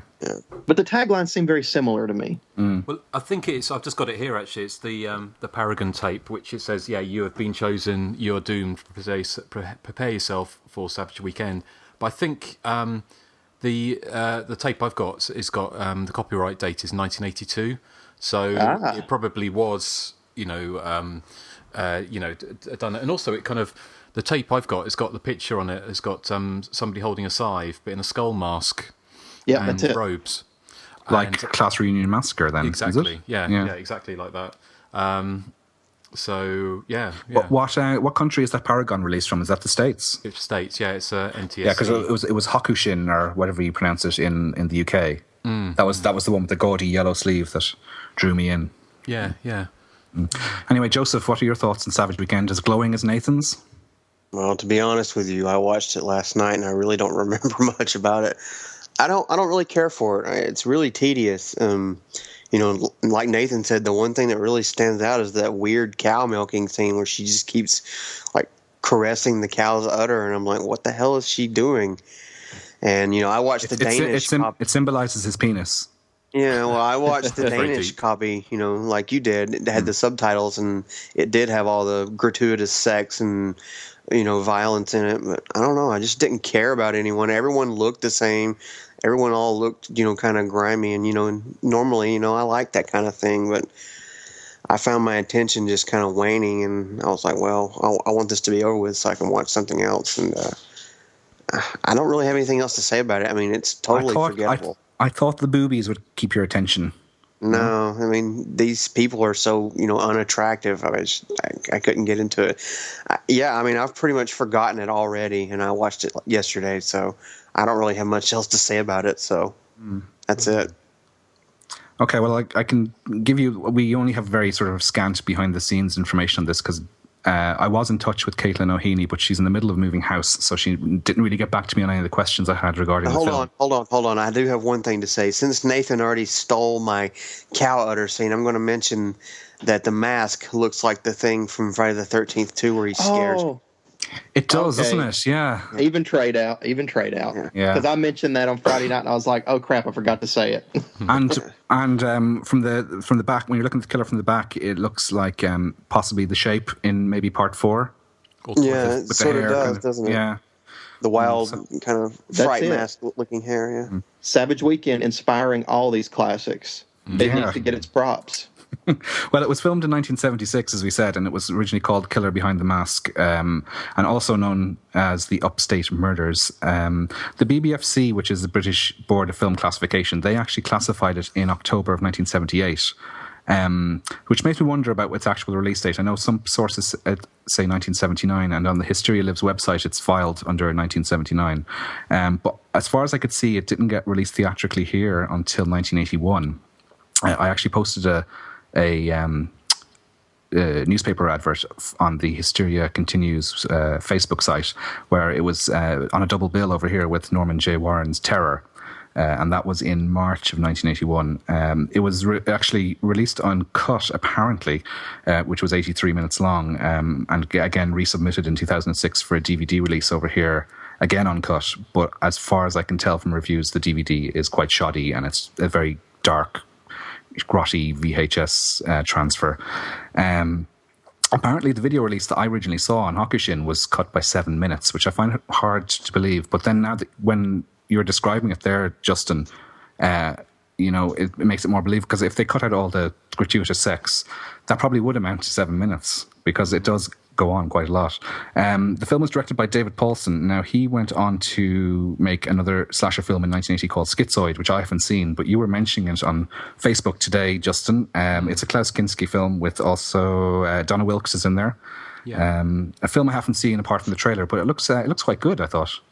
I don't remember it being particularly great. It's a film I'd like to watch again. I mean, I can remember there's a murder in a hot tub, and the killer he kind of does almost like a giallo look to the killer with a black coat and fedora, and he or she kills with scissors. And I think it's a therapy group, and Klaus Kinski, if you could ever imagine wanting to get therapy from Klaus Kinski, then I'm pretty sure that's in. And also, I think Christopher, what's his name? Not Christopher George. Christopher Lloyd. Christopher Lloyd, yeah, he's in it as a kind of creepy janitor, I think. And it's a film I haven't seen probably for over a decade, so it's a film that I'd quite like to cover at some point on the podcast or watch again at some point. So, yeah. Yeah, now the only other behind the scenes, I have another sort of snippet of information here, is that there was a semi-sequel, which I'd never heard of before until I was just doing a bit of research, called Not Another Savage Weekend, which was produced in 1994 by an independent film company. It had a limited release, and what it does is it takes up the plot 10 years after the events of the original. The lone survivor of the group of upstate murder victims awakes from a decade-long coma. He begins his search for the killer behind the mask in an attempt to initially learn what happened to his friends and to later seek revenge. Now, that makes me wonder who the protagonist is in Not Another Savage Weekend. Is it Mac?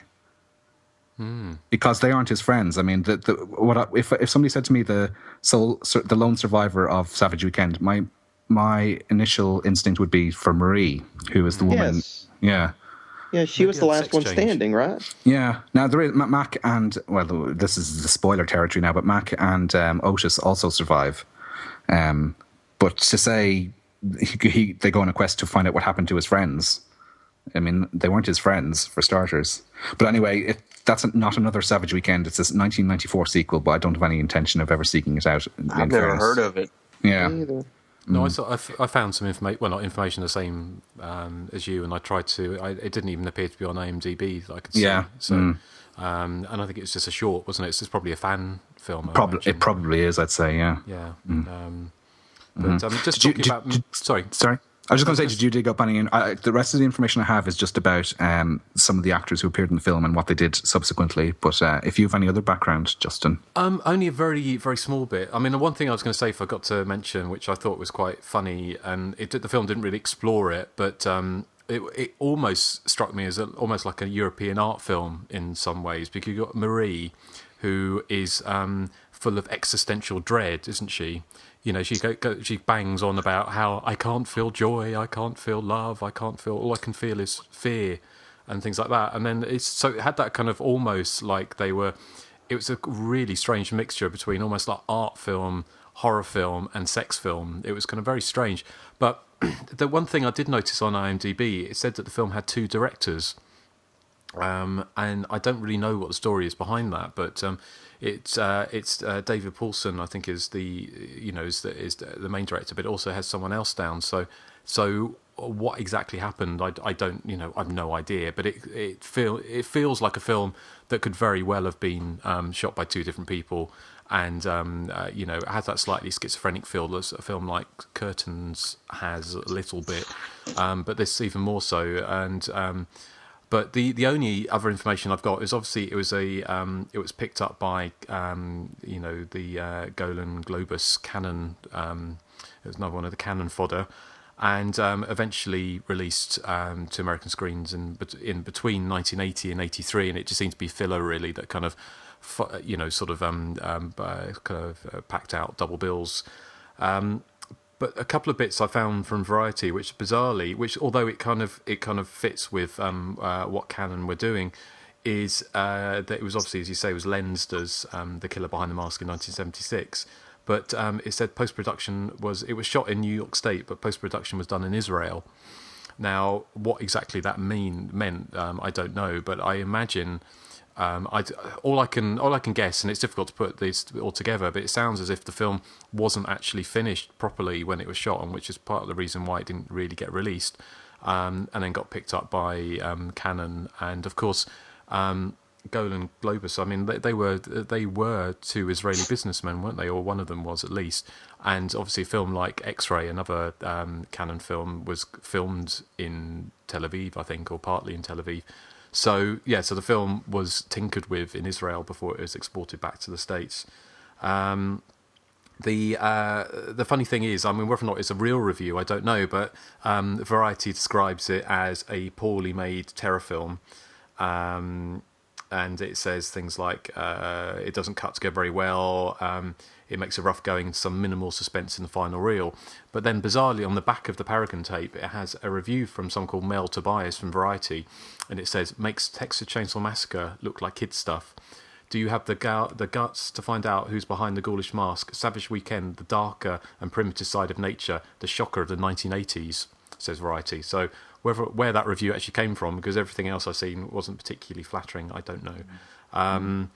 But yeah, that's pretty much it, really. I mean, I think in some ways it's actually, a lot of the interest is in what the people in the film went on to do. So, Erik. Yeah, well, there is some familiar faces in there. Of course, there's David Gale, who plays Mac in the film, who has the cow udder experience. He, of course, went on for infamy as Dr. Hill in the first 2 Reanimator films. Of course, get his decapitated head, performing Cunnilingus and Barbara Crampton. There's also Christopher Allport, who plays the flamboyant Nicky. He is in one of my, not one of my favourites, but a film I like very much, Dead and Buried. He's the first victim of the zombified town in the pre-credit sequence for Dead and Buried. Caitlin O'Heaney, as we said, she went on to appear in she's the final girl in He Knows You're Alone.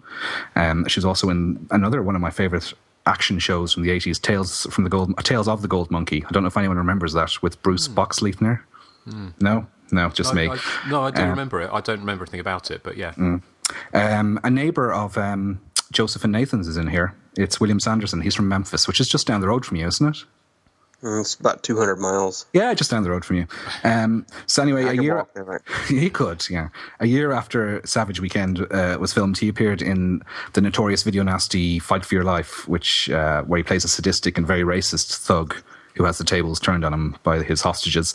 But he found semi-fame in the mainstream in the 80s. He appeared in Coal Miner's Daughter with Sissy Spacek, and he was in Blade Runner, which I was watching the other night, actually. And he's most recently seen as the sheriff in the vampire TV series True Blood, which I hear is good, but I don't watch it. The little girl who shows absolutely no acting talent at all, and she says... Wait a minute. You said he was the sheriff in True Blood? That's what it says, yeah. No, that's wrong, because the sheriff in True Blood is the guy, Chris something or another. He was in The Wire. I get that wrong. Okay, I'll have a look up at that next time somebody's speaking. Or if somebody wants to look it up on IMDb for me. I saw that on IMDb as well, because I saw the first couple of series of True Blood. I kind of gave up on it, but I'm pretty sure... well, isn't there like 2 sheriffs on True Blood? Like there more than one sheriff? He was No, but I thought... there is. You're wrong. Andy was the only one. No, there was a guy before Andy, the really older guy, who gave up and then appointed Andy as the sheriff after that. Oh, I don't remember that, so maybe it was him. I guess that was him. Because it says 2008 to 2010, so he's not in the and he was only in like a few episodes. He wasn't like a regular cast member. Oh, okay, that's probably why I don't remember him. Can we please stop talking about me being wrong now, please? Stick it up you were right. Okay, do we all agree on this fact? The little girl who in the film has no acting talent whatsoever.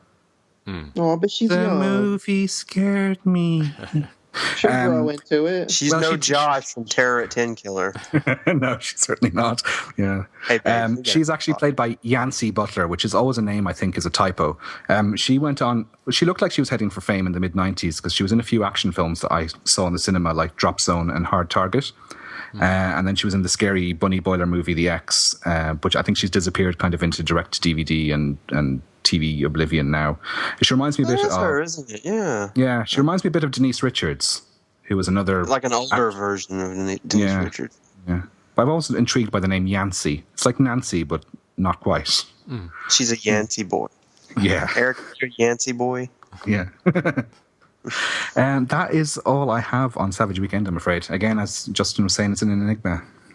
It is an enigma. Yeah. Yes. Yeah. And, well, if Catelyn gets back in contact with you, if she's moving house, she might get back in contact. We can always sort of, talk about her answers, because it'd be interesting to find out, really, wouldn't it? Because David Gale is obviously dead, isn't he? And William Sanderson's probably too. And Christopher Allport had died as well in 2007 or 2008. Yeah. Right. Yeah. But looking back on the film, I'd be surprised if Caitlin got back with answers, because she does get full frontal, in the film on 2 or 3 occasions. Well, not in the version I saw. So, well, maybe that's the version that she can only remember. Maybe she doesn't realize there's a stronger version out there. Yeah, well, no, it's strange, really, because I suppose because it's an R-rated, it wasn't the first time that they would have been R-rated and unrated movies put out at the same time. But yeah, there's obviously the R-rated version I saw was heavily cut, so there you go. But yeah, well, I mean, that's Savage Weekend. Have we got anything else we want to say about it before we move on to feedback? No! Arnold says no. No, does he? Wow. Well, before we move on to feedback, Joseph, do you want to give some details about how people can get in contact with us? Yeah, we have a voicemail set up. That's 858-233-9281. You can email us at the.hysteria.continues@gmail.com. We are on Facebook. It's facebook.com/The Hysteria Continues. We're on Twitter. That's twitter.com/THC_podcast. You can find us posting away at my site, The Body Count Continues. That's the-bodycount-continues.com. You do have to register to post, unfortunately. And if you would like to purchase some swag, as it were, go to cafepress.com/The Hysteria Continues, and you can purchase t-shirts with our logo made by Robert Long, who's actually working on a really nice logo for Lori Lathine for Nathan.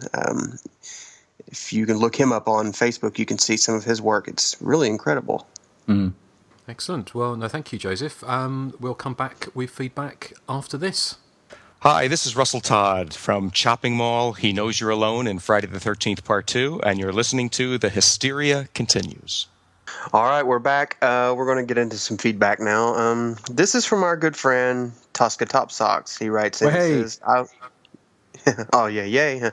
Our good friend Tosca Top Socks writes in and says, I was appalled to hear that you weren't feeling the love over the Friday the 13th podcast. I want to right that wrong by saying how much I enjoyed the episode that covered what is pretty much one of the top slashers and one of my all-time favorites. The Adrian King interview was sublime and one of the best interviews you guys have done. More episodes on the big boys, or misses, of the slasher world, please. And if you could cover the Prowler, you would make this Brummy boy's day. Take it easy, guys. Tosca Top Socks. P.S. The jury is still out on Cabin in the Woods. I think I enjoyed it, but it was out there, and I couldn't shake off the feeling that deep down, I just wanted it to be about a maniac terrorizing a cabin in the woods and none of this meta stuff that tries to be too cool for school. Maybe it's just me. What do you guys think? And I think we've answered that. But I don't know. I got some more feedback here, but I'll let someone else read it if they have it. Nathan? Oh, yeah. Wait a minute. Here it is. Nathan has feedback. I can't believe it. Yeah. Oh, we don't get to hear him do his signature catchphase. It's because Joseph gave it to me. That's the reason I have it. Yeah, he gave it to me. Yeah, I said it. He shouldn't hide it. Oh, your hand! He was tighter than a virgin's honey putter. Ew. Yeah, right. Okay, Nathan, give it to us. Thank you. I'll give it to all three of you. Hey, guys. I just had a thought of a top 3 list. I don't think you've done it before, and I apologize if you have, and I just forgot about it. But have you ever done a top 3 list of horror remakes? Sure, there were some great ones, and John Carpenter's The Thing had better be number 1 on your lists. But I think it would be a good challenge for you as a group to come up with 12 really good remakes. I wonder if any slasher remakes would make the list. Oh well, that's all I got for you now. Keep up the great work. Best, Brian Sammons.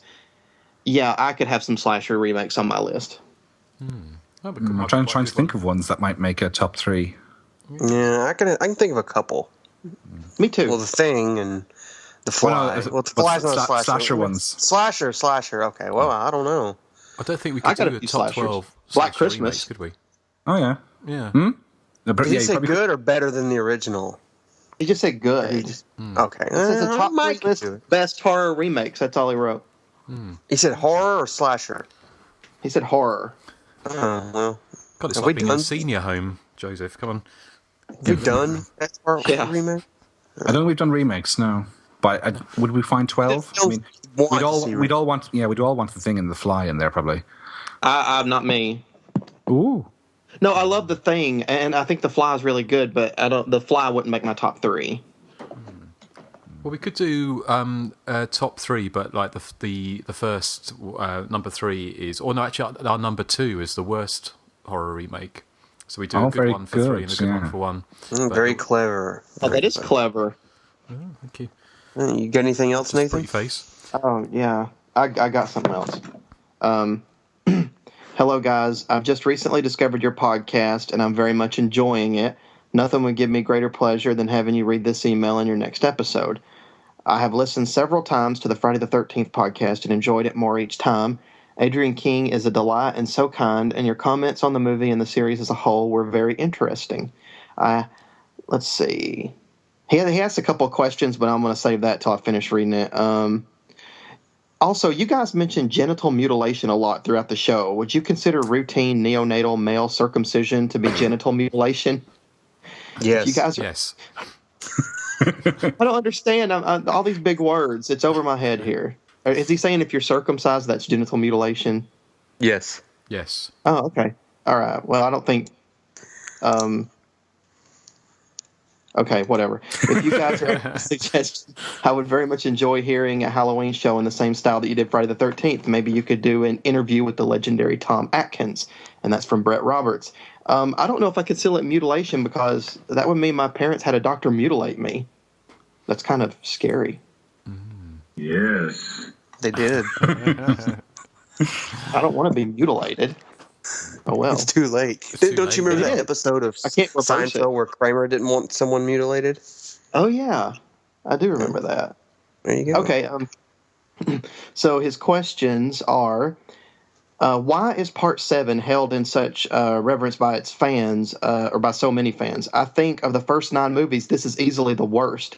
It's just so dull, and it doesn't even feel like they're trying.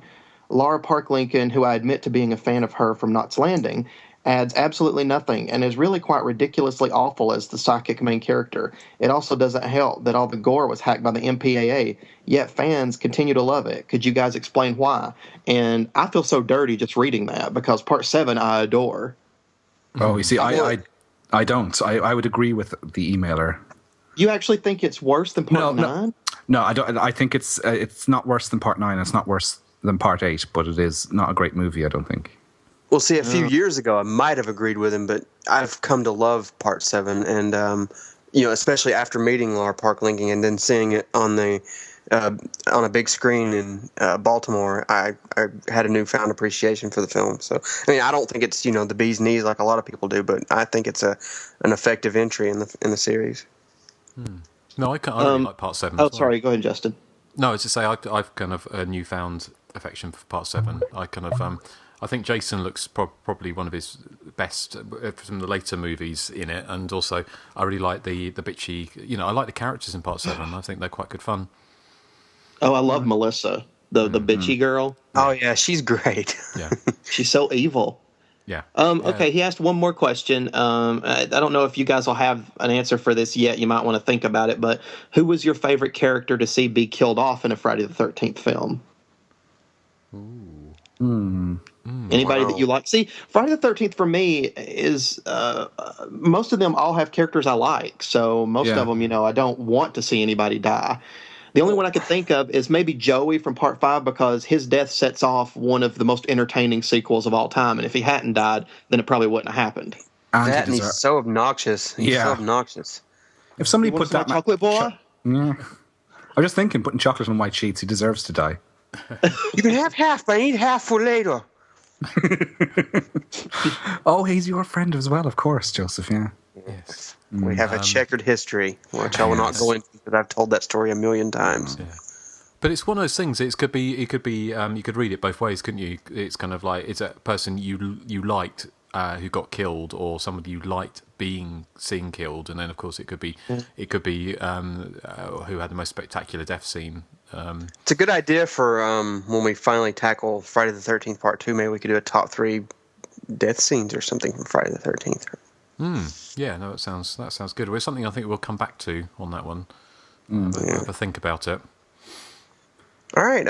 Let's see, Erik. Or is there anything else to that, Nathan? No, that's all I got. Oh, there's the no that I wanted. No. Patented no. All right, Eric, you got any feedback? Eric? Yes, I've got one here from Peter Franklin, and he says, just started listening to your new podcast, and Did you without say Peter any... Frampton? Peter who? Frampton? No, Peter Franklin. Okay. As in Texas Chainsaw Massacre's wheelchair character. I'm sure he'll just be delighted to be referred to as that. But well, I'm just trying to get... never mind. Just started listening to the new podcast, and without any sarcasm, my heart stopped a little when you guys said you weren't doing another show for a year. That was Joseph's little April Fool's Day prank, I think, wasn't it? Yeah. 2 weeks is already way too long to wait, and now I have to wait an entire year. I wasn't ready to face life without Hysteria. I've never written in before because it seems kind of weird or something, but I guess I was moved by the prospect of losing you guys. I've listened to all your podcasts way too many times, and even after the second time listening to the last Slumber Party episode, I'm still strangely compelled to watch that movie again. I listen to your podcasts at night before I go to sleep, and in the shower in the morning, and in my car. I know, yeah. Wow. Thanks, whoever you are. Peter Franklin. Peter Frampton. Peter Franklin, yes. I've lost my place. And in my car intermittently throughout the day. Keep doing what you do. If I could afford it, I would buy all of you and employ you just to make episodes daily. And we could all live together in a mansion of sorts. Not a Caligula situation, though. But perhaps Helen Mirren will be there just to round things off. And that's from Peter Franklin. So do we all want to go and live in a Franklin? www.restrainingorder.com. I'm sure. I'm just kidding. Frankly. Oh, you're being too hard on him. I'd quite like to do the podcast for a living. Can he match me the incredible salary I'm on at the moment, though? That's the question. If Peter Franklin has the funds to do a full-time podcast, then yes, let's do it. Okay, well, I hope you win the lottery, Peter Franklin. Yeah. We should do like one of those 70s TV. What they used to call them in America, when they like fundraising things, telethon. Oh, telethons. Telethon, yeah. Yeah, we can get Jerry Lewis to host it. Exactly. Hysteria continues. I should warn you, Peter, though, that I earn over 25 cents an hour. So can you match that? That's the question. Wow. Yeah, well, I earn over 25 cents an hour too. Wow. So I think we all do, don't we? Yes. So, thank you, Peter. Mm-hmm. I have another one, but maybe Justin, if you want to read out one of yours. Okay. Well, this one's from Declan Gallagher, and he says, "Hey guys, love the final Terror episode, which is the last one we did. I was wondering if you guys have seen Cabin in the Woods or Detention yet. And obviously, talked about Cabin in the Woods earlier, but I don't think has anyone seen Detention. Don't think we have we? No, no, not yet. I wanted to. I like the trailer."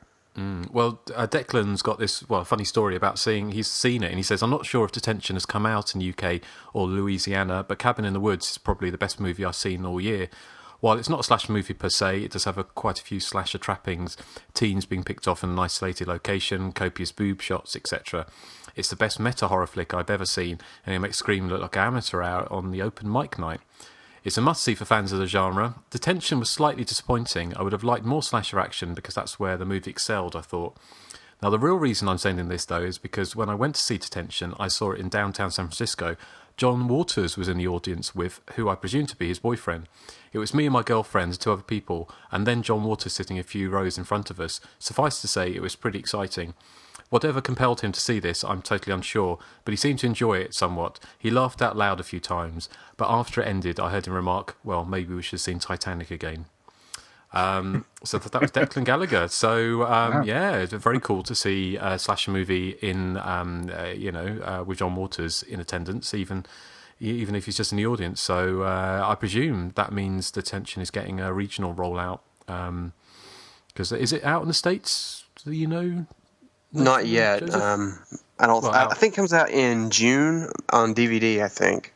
Right. So it's just getting limited. I could be wrong. I'll have to double check that. Right. So but now that you mentioned him saying something about Titanic, what you think Titanic would have been better if instead of a love story, it was a slasher film as the boat was sinking? That could have been quite good fun, couldn't it? Yeah, that would have been. Oh, they should do a movie like that. Yeah.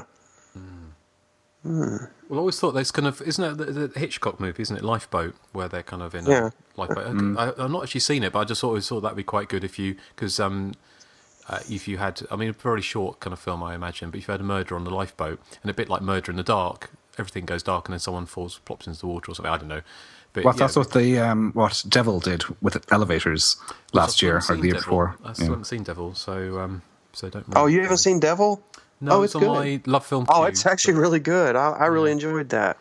Yeah, it's on the Love Film queue, but it's not. It hasn't. It's one of those films that's stubbornly refusing to turn up. So I have to bump it up the queue a little bit. But yeah, no. Well, thank you, Declan. I've got one more. But Erik, have you got another one for us? I do. This one is from. It goes on to 3 pages. Sorry, it's from Jeffrey C. I'm not sure what his real surname is. It's probably not C, but it's Jeffrey C. He says, "Hello, fellows. I'm writing in order to provide defence for a poor, harmless film beloved by one of you and denounced by the rest. A film that has been spat upon and snarled at for far too long. A film clearly ahead of its time, only to be appreciated far in the future by the most refined of tastes. Yes, I find The Last Slumber Party to be a classic piece of genre cinema, one rivaling the greats. You three should be ashamed of yourselves and your treatment of Nathan and his adoration for this filmic treasure. He's clearly only feeling what his heart knows is right." Oh, Nathan. Was this written by you, Nathan? No. But wait. He uses too many big words for it to be Nathan. Wait, there's more. Okay, so I'm fibbing a little. The Last Slumber Party is absolute dreck. But I also completely understand where a devotion like Nathan's is coming from. In preparation for your latest podcast, and as a chance to catch up on an old one, I had a double feature last week of 2 slashers with very definitive titles, The Final Terror and The Last Slumber Party. 3 hours later, and much to my astonishment, it was The Last Slumber Party that emerged from the wreckage as my pick for the superior film. While The Final Terror... Yes, gasps. Well, no gasps from Nathan, I'm sure. No. Yeah. While The Final Terror let me down through its aimless genre switching and the creeping feeling that it could have been a much stronger film, The Last Slumber Party seemed as if it was produced by a collective of folks hardly able to tie their own shoelaces, so I wasn't disappointed in the least. Listening to your podcast a while afterwards was great fun, and I got to hear you all pick out the same wealth of inane sequences and dialogue snippets I had noticed in my viewing. However, unlike Justin, Erik, and Joseph, I relish the whole experience. It's not too often you get to see a film as bizarre and wrong-headed as this one. What I propose is that you all leave poor Nathan and The Last Slumber Party alone. Both have their own extremely warped charms, after all. And of course, you'd still have Is this Chris Crocker? It's Jeffrey C. Yeah, is it Jeffrey Crocker? Because he's sounding like that guy who said leave Britney alone. Oh. That guy who said leave Britney alone, I'm still convinced it's a woman. I don't know what it is. This guy. Anyway, he says, and of course, we're to leave Last Summer Party alone, but of course, you'd still have Crazy Fat Ethel too to pick on. I'm sorry, Nathan, I can't help you there.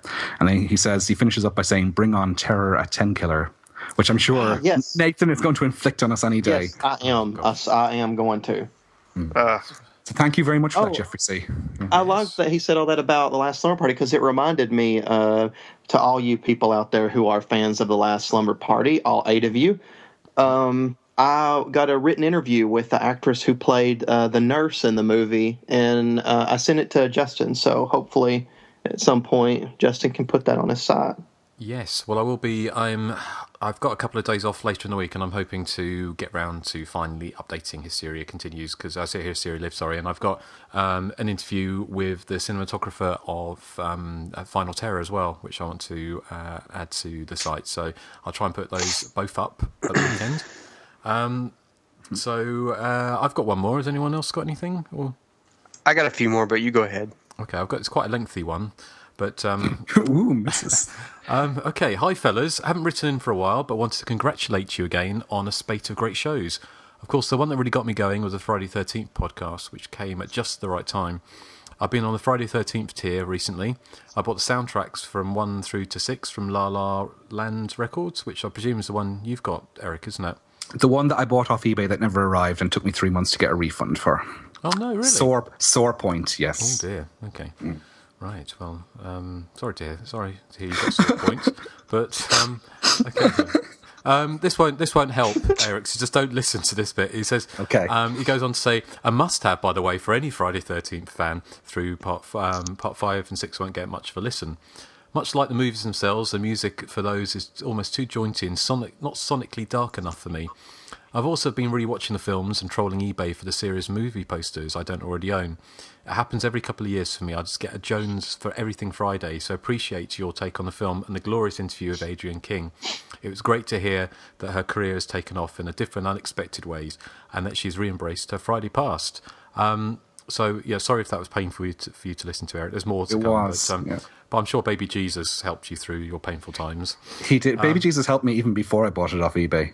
Oh right, okay. But yeah, it's because I saw the packaging. It looked lovely, didn't it? It did. That's what I wanted. I wanted the sort of booklet and the whole shebang, but it wasn't to be. Okay, right. Well, this is actually.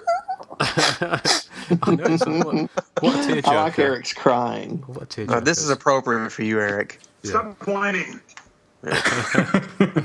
Right. Well, this email carries on. This is for you. There. What the hell was that? What the hell was that? Scooby-Doo. Oh, okay. You're probably hearing all the mechanics in his nose. Sorry. He was saying I can smell a Scooby snack. You've got a anyway, continue, Justin. Sorry. Okay, sorry. You've got a Scooby vibrator next to you, Eric. Oh, yeah. Oh, as long as it's not in you. Okay, it carries on. I'm glad you've given the film some love because it does often get overlooked as a solid thriller. It's a lot scarier and well made than it gets credit for, and I think the acting is often unjustly criticised. It occurred to me on my most recent viewing that what people may be responding to as a weak performance is in fact narrative lackness. Friday the 13th really, when you think about it, has no story. It's just a series of murders linked by dialogue scenes, but those dialogue scenes help us get to know and like the characters, and I've always thought the actors acquitted themselves quite well. And I think it's pretty skillful at recreating a mood, downbeat and dark as it is. The same could be said for your recent subject, The Final Terror, which has always been a personal favourite. The bad score aside, I've always thought The Final Terror got so much right.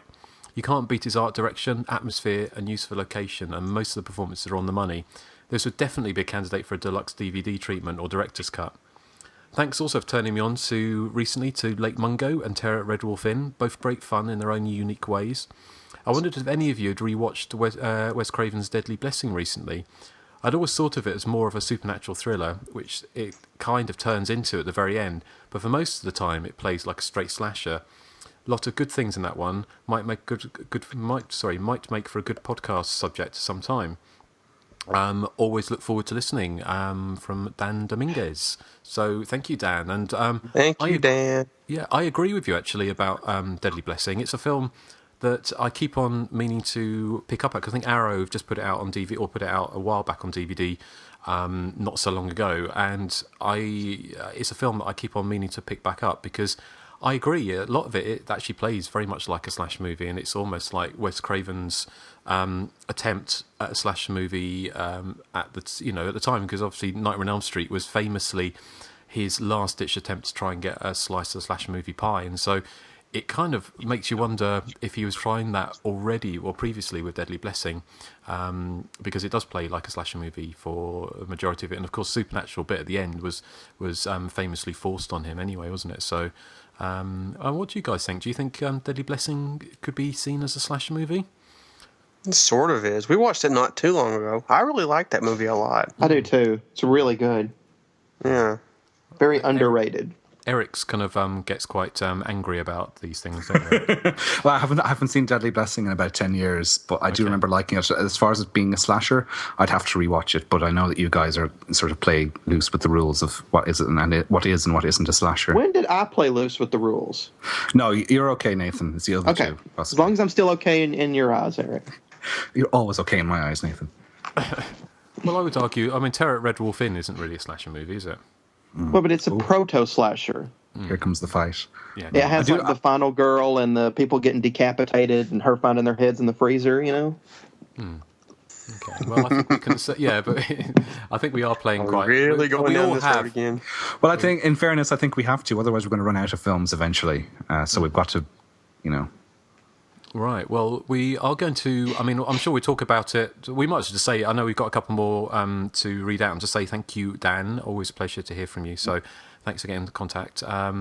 And if you do ever speak to, I never did hear back from your friend, and you know who I mean, possibly from a certain film with Rachel Ward. So if you are still friends with her, which I'm sure you are, then say we'd love to hear back from Karen MacDonald. So if you are in touch with her, then do let her know we'd like to hear back from her.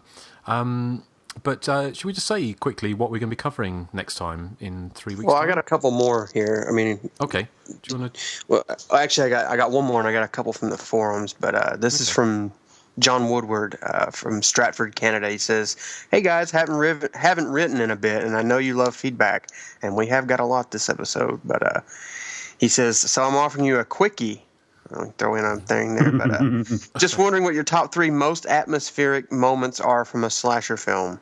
A lot of these films we love so dearly are, let's be honest, lacking in some of the basic elements that constitute fine cinema in the first place: acting, competent direction, cinematography, etc. Of course, some have fine cinematography, but crappy acting, great kills but poor music, and on and on. But even the lamest duck can sometimes have a moment or two of great atmosphere. Halloween 4 is a decent enough film, but has a very atmospheric opening credit sequence. Quite moody images of the countryside in autumn. Quiet moody, as in be quiet. Very simple shots of family at mealtime, say, might trigger a collective nostalgic frisson in the audience, and that, to me, helps a film's atmosphere. Something apart from the carnage that lends verisimilitude to the proceedings. Any thoughts? Once again, loving the show, John Woodward. And thank you, John. Yeah, thank you, John. No, it's quite interesting, isn't it? Because the slasher movie is very much kind of a visceral thing, isn't it? It's kind of like popcorn thrills. It's not. If you look at film, I don't know what's a film that, like, say, I was trying to think, like Late Mungo or something like that, or a film that, or a lot of the found footage films that rely very much on kind of hinting at creeping dread and things like that. And it's not what the slasher movie does best, but. There are sort of films like Girls' Night Out, isn't there? The very end of Girls' Night Out is a great example of a really kind of creepy, kind of atmospheric sort of ending. So yeah. I'm sure there's lots of others as well. Just have to think of them. Can you any come to mind? We'll get the scene in. I'd say atmospheric. The scene in Don't Go in the Woods when she's hanging in the sleeping bag and sees the killer way off in the distance. Say what you will about Don't Go in the Woods, but that's actually a very creepy scene. Well, it's cheesy. As cheesy as Sleepaway Camp is. I think the scene where what's the dude's name that says, "Hey you"? What's his name? Hey, Reba. Is it Kenny? Yeah, Kenny. The scene where he's under the raft and the killer pops out from the water and you can just see the kind of the silhouette. I think that's a really atmospheric scene. Yeah, that's a good scene too. Yeah, and when they find his body and the snakes coming out of his mouth, that's really well done too. There's lots of scenes in Tourist Trap as well, isn't there? That I think. Oh yes, Eric. That's not a bad idea for a top 3. Actually, I like that. Yeah. Well, maybe we could have another think about that. So nice one. Thank you. You've got got a couple of more forum things here. Just a couple little things. This is from Body Boy. He says, "Good show, guys. Must be your shortest podcast since Mortuary," and he's talking about the Final Terror episode. He says, "I don't think Rachel Ward is that bad of an actress, though. I don't understand Justin's unlike for her. I hope a widescreen DVD comes out soon. Though the deaths are few and far between, the Final Terror sits nicely in the classic collection." That's from Body Boy from the forums. I don't think I would she's give as his bad. real name. I'm not sure if he's into that, but yeah, I'm not sure if she's not as bad in the Final Terror as she is in Night School, but she's still not particularly good. I smell the smell. The hand was in my hair. Yes, I think it's kind of. I'd love to actually watch something like Sharky's Machine or something like that, or The Fawn Birds, if I could ever bring myself to watch it again, to see how she actually. Pretty good against all odds. I think maybe to be honest, she probably, she famously said, didn't she, you make these crappy exploitation movies and they disappear, no one sees them, and then of course they came back to bite her on the backside. So maybe she just did it as a kind of like really as a paycheck and just really couldn't be asked, and so it's just phoning her performance in really, which is kind of strange for someone starting their career, because normally that's not usually what happens when someone starts their career. But I guess if she was able to act properly in other films, then she probably just really was just doing it by numbers, I kind of guess, in those films. But okay. Anything else from the forums? Yeah, one more. This is from our friend Rembrandt36. He says, "Not a bad episode for the Final Terror. Sorry to hear Justin was under the weather. I have to agree with him that the found footage genre, on a large scale anyway, has pretty much run its course. I watched The Final Terror again after the podcast. It had been decades since I had seen it, and I liked it a little better this time around. The Savage Weekend podcast should be interesting. We'll let you judge that. While the movie is a tad slow, it does have its moments. I hope everyone is in top form for the next one, and keep up the great work, guys. That's from Rembrandt36. Great. Well, thank you, Rembrandt. Again, always a pleasure to hear from you. So I think we are coming to the end of our Savage Weekend podcast, and we're going. Can I just read out a couple of things from our Facebook page? Oh yeah. Just that there's one post that Kelly Briers McQueen put up that is relating to something we were talking about just a few minutes ago. There, she said, and I forgot all about that. I'm glad you brought that up. Yeah, she said. Question about what you guys would consider a slasher. You guys brought up Leprechaun the other day, and basically I've never considered it a slasher, but the more I think about it, how can I not? I mean, it's got people being killed off by a killer we are aware of, just like Jason, and we know who he is, and he has basically supernatural powers and he kills everyone. Is this really any different than Leprechaun? Defining slashers is like trying to define the word punk or something. It's such a grey area, and everyone seems to have their own opinion on the subject. So that was Kelly on Facebook, again playing into the hands there of Justin. Well, yes. Although I don't think. Susie and the Banshees Nocturne video is a slasher movie. Let's discuss it. Well, I could play a little bit of that if you like. I know you could, yeah. I don't think. Correct me if I'm wrong, but I think Kelly isn't a girl. Is she not? Sorry, or he not? The thumbnail is very small here, so. No. I think it's her husband using her Facebook account. I think I might be wrong. So okay, well, whoever it is, then yes. And one from our friend Meep, actually, which this is quite a funny story. He said, earlier today I was re-listening to the Pieces podcast in my car. You know how you have the audio clips in the beginning to introduce your show? Well, when Linda Day screams her immortal bastard, bastard, bastard, I had it on very loud with the car windows down. Everyone in earshot turned around looking quite alarmed. I was smack dab in the middle of Times Square at the time, so this was a lot of people. I wonder if some of you had fists clenched in anger when they realized... had fists clenched in anger when they realized it was just old Meep. You can imagine I had quite a laugh afterwards. The cheesy spirit of Pieces lives on, thanks to you guys. Bastard! Bastard! Now that would stop traffic in Times Square. Indeed, yes. Well, thank you, Meep. The podcast is getting around, which is great. I think that would level a couple of buildings in New York. Yeah. Too soon? Too soon, yes. Moving on. How inappropriate. Come on. Give a shout out to Patrick from Scream Queens podcast, which I don't know if any of you have ever listened to it, but that's is a fantastic podcast, which has been going for quite a long time now, and he's been bigging up our show, partly because I phoned in. And he listened to the Adrian King interview, and he was very complimentary about the podcast. But also, what he does is every Friday 13th, every time there's a Friday 13th, he does a kind of his memories of going to see Friday 13th when he was a kid and sneaking in and various things like that, which are very, very entertaining. So if you do get a chance to see that, and he recently reviewed The Fan. The Lauren Bacall and Michael Bean sort of semi-slasher, sort of Broadway slasher, I guess you could call it. So that's definitely worth a listen to. The other podcast I'm kind of addicted to at the moment is a zombie podcast called We're Alive. Have any of you guys come across that? No. It's basically like a radio drama. With a kind of zombie apocalypse, it's like kind of a Walking Dead, but not quite the Walking Dead. But it's a free podcast which is. It's been going for a couple of years now, so I was catching up with it now. But it's kind of like it's kind of like a radio drama set in a zombie apocalypse, and it's really good actually. So that's worth a listen to if you don't mind giving up lots of your time. And I do what the earlier person who wrote in is I tend to listen to it when I go to sleep, lying in bed. So do you listen in the shower? No, well, because I think I'd get my iPhone would yeah. He must have a one of those waterproof casings for his whatever he listens to it in the shower. Yeah, I did drop my mobile phone once in a pint of water, which was disastrous, but I've not managed to do that with my iPhone yet, which I'm very glad about.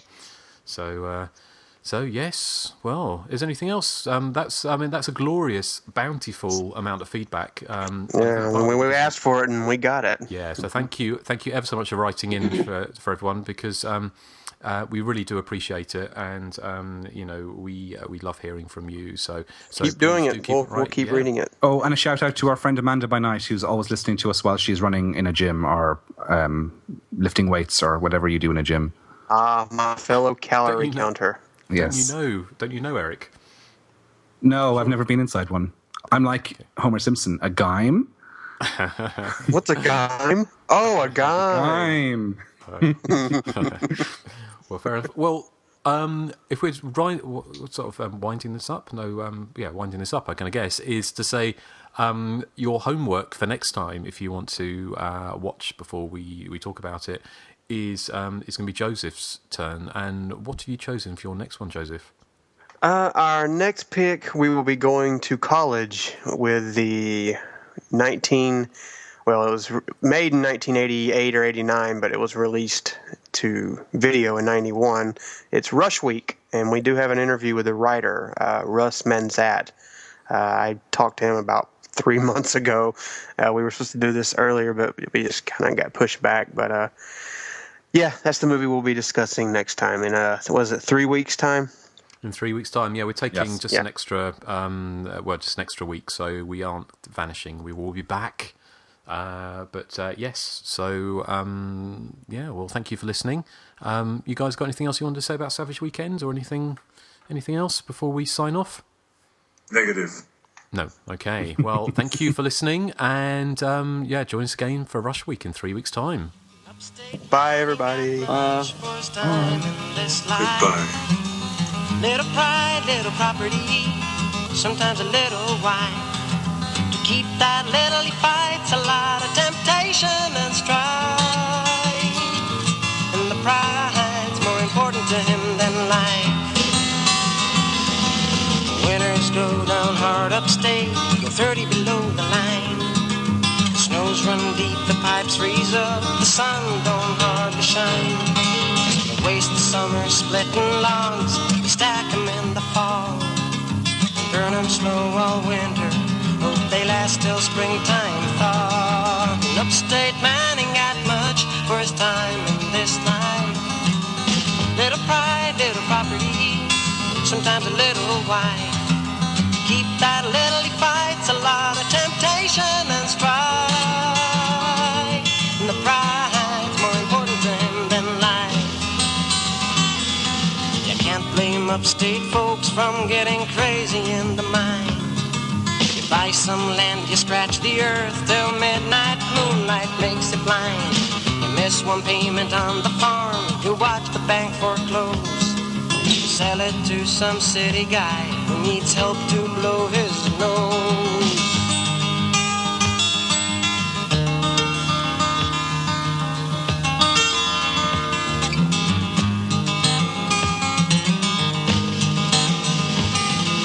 An upstate man ain't got much for his time in this life.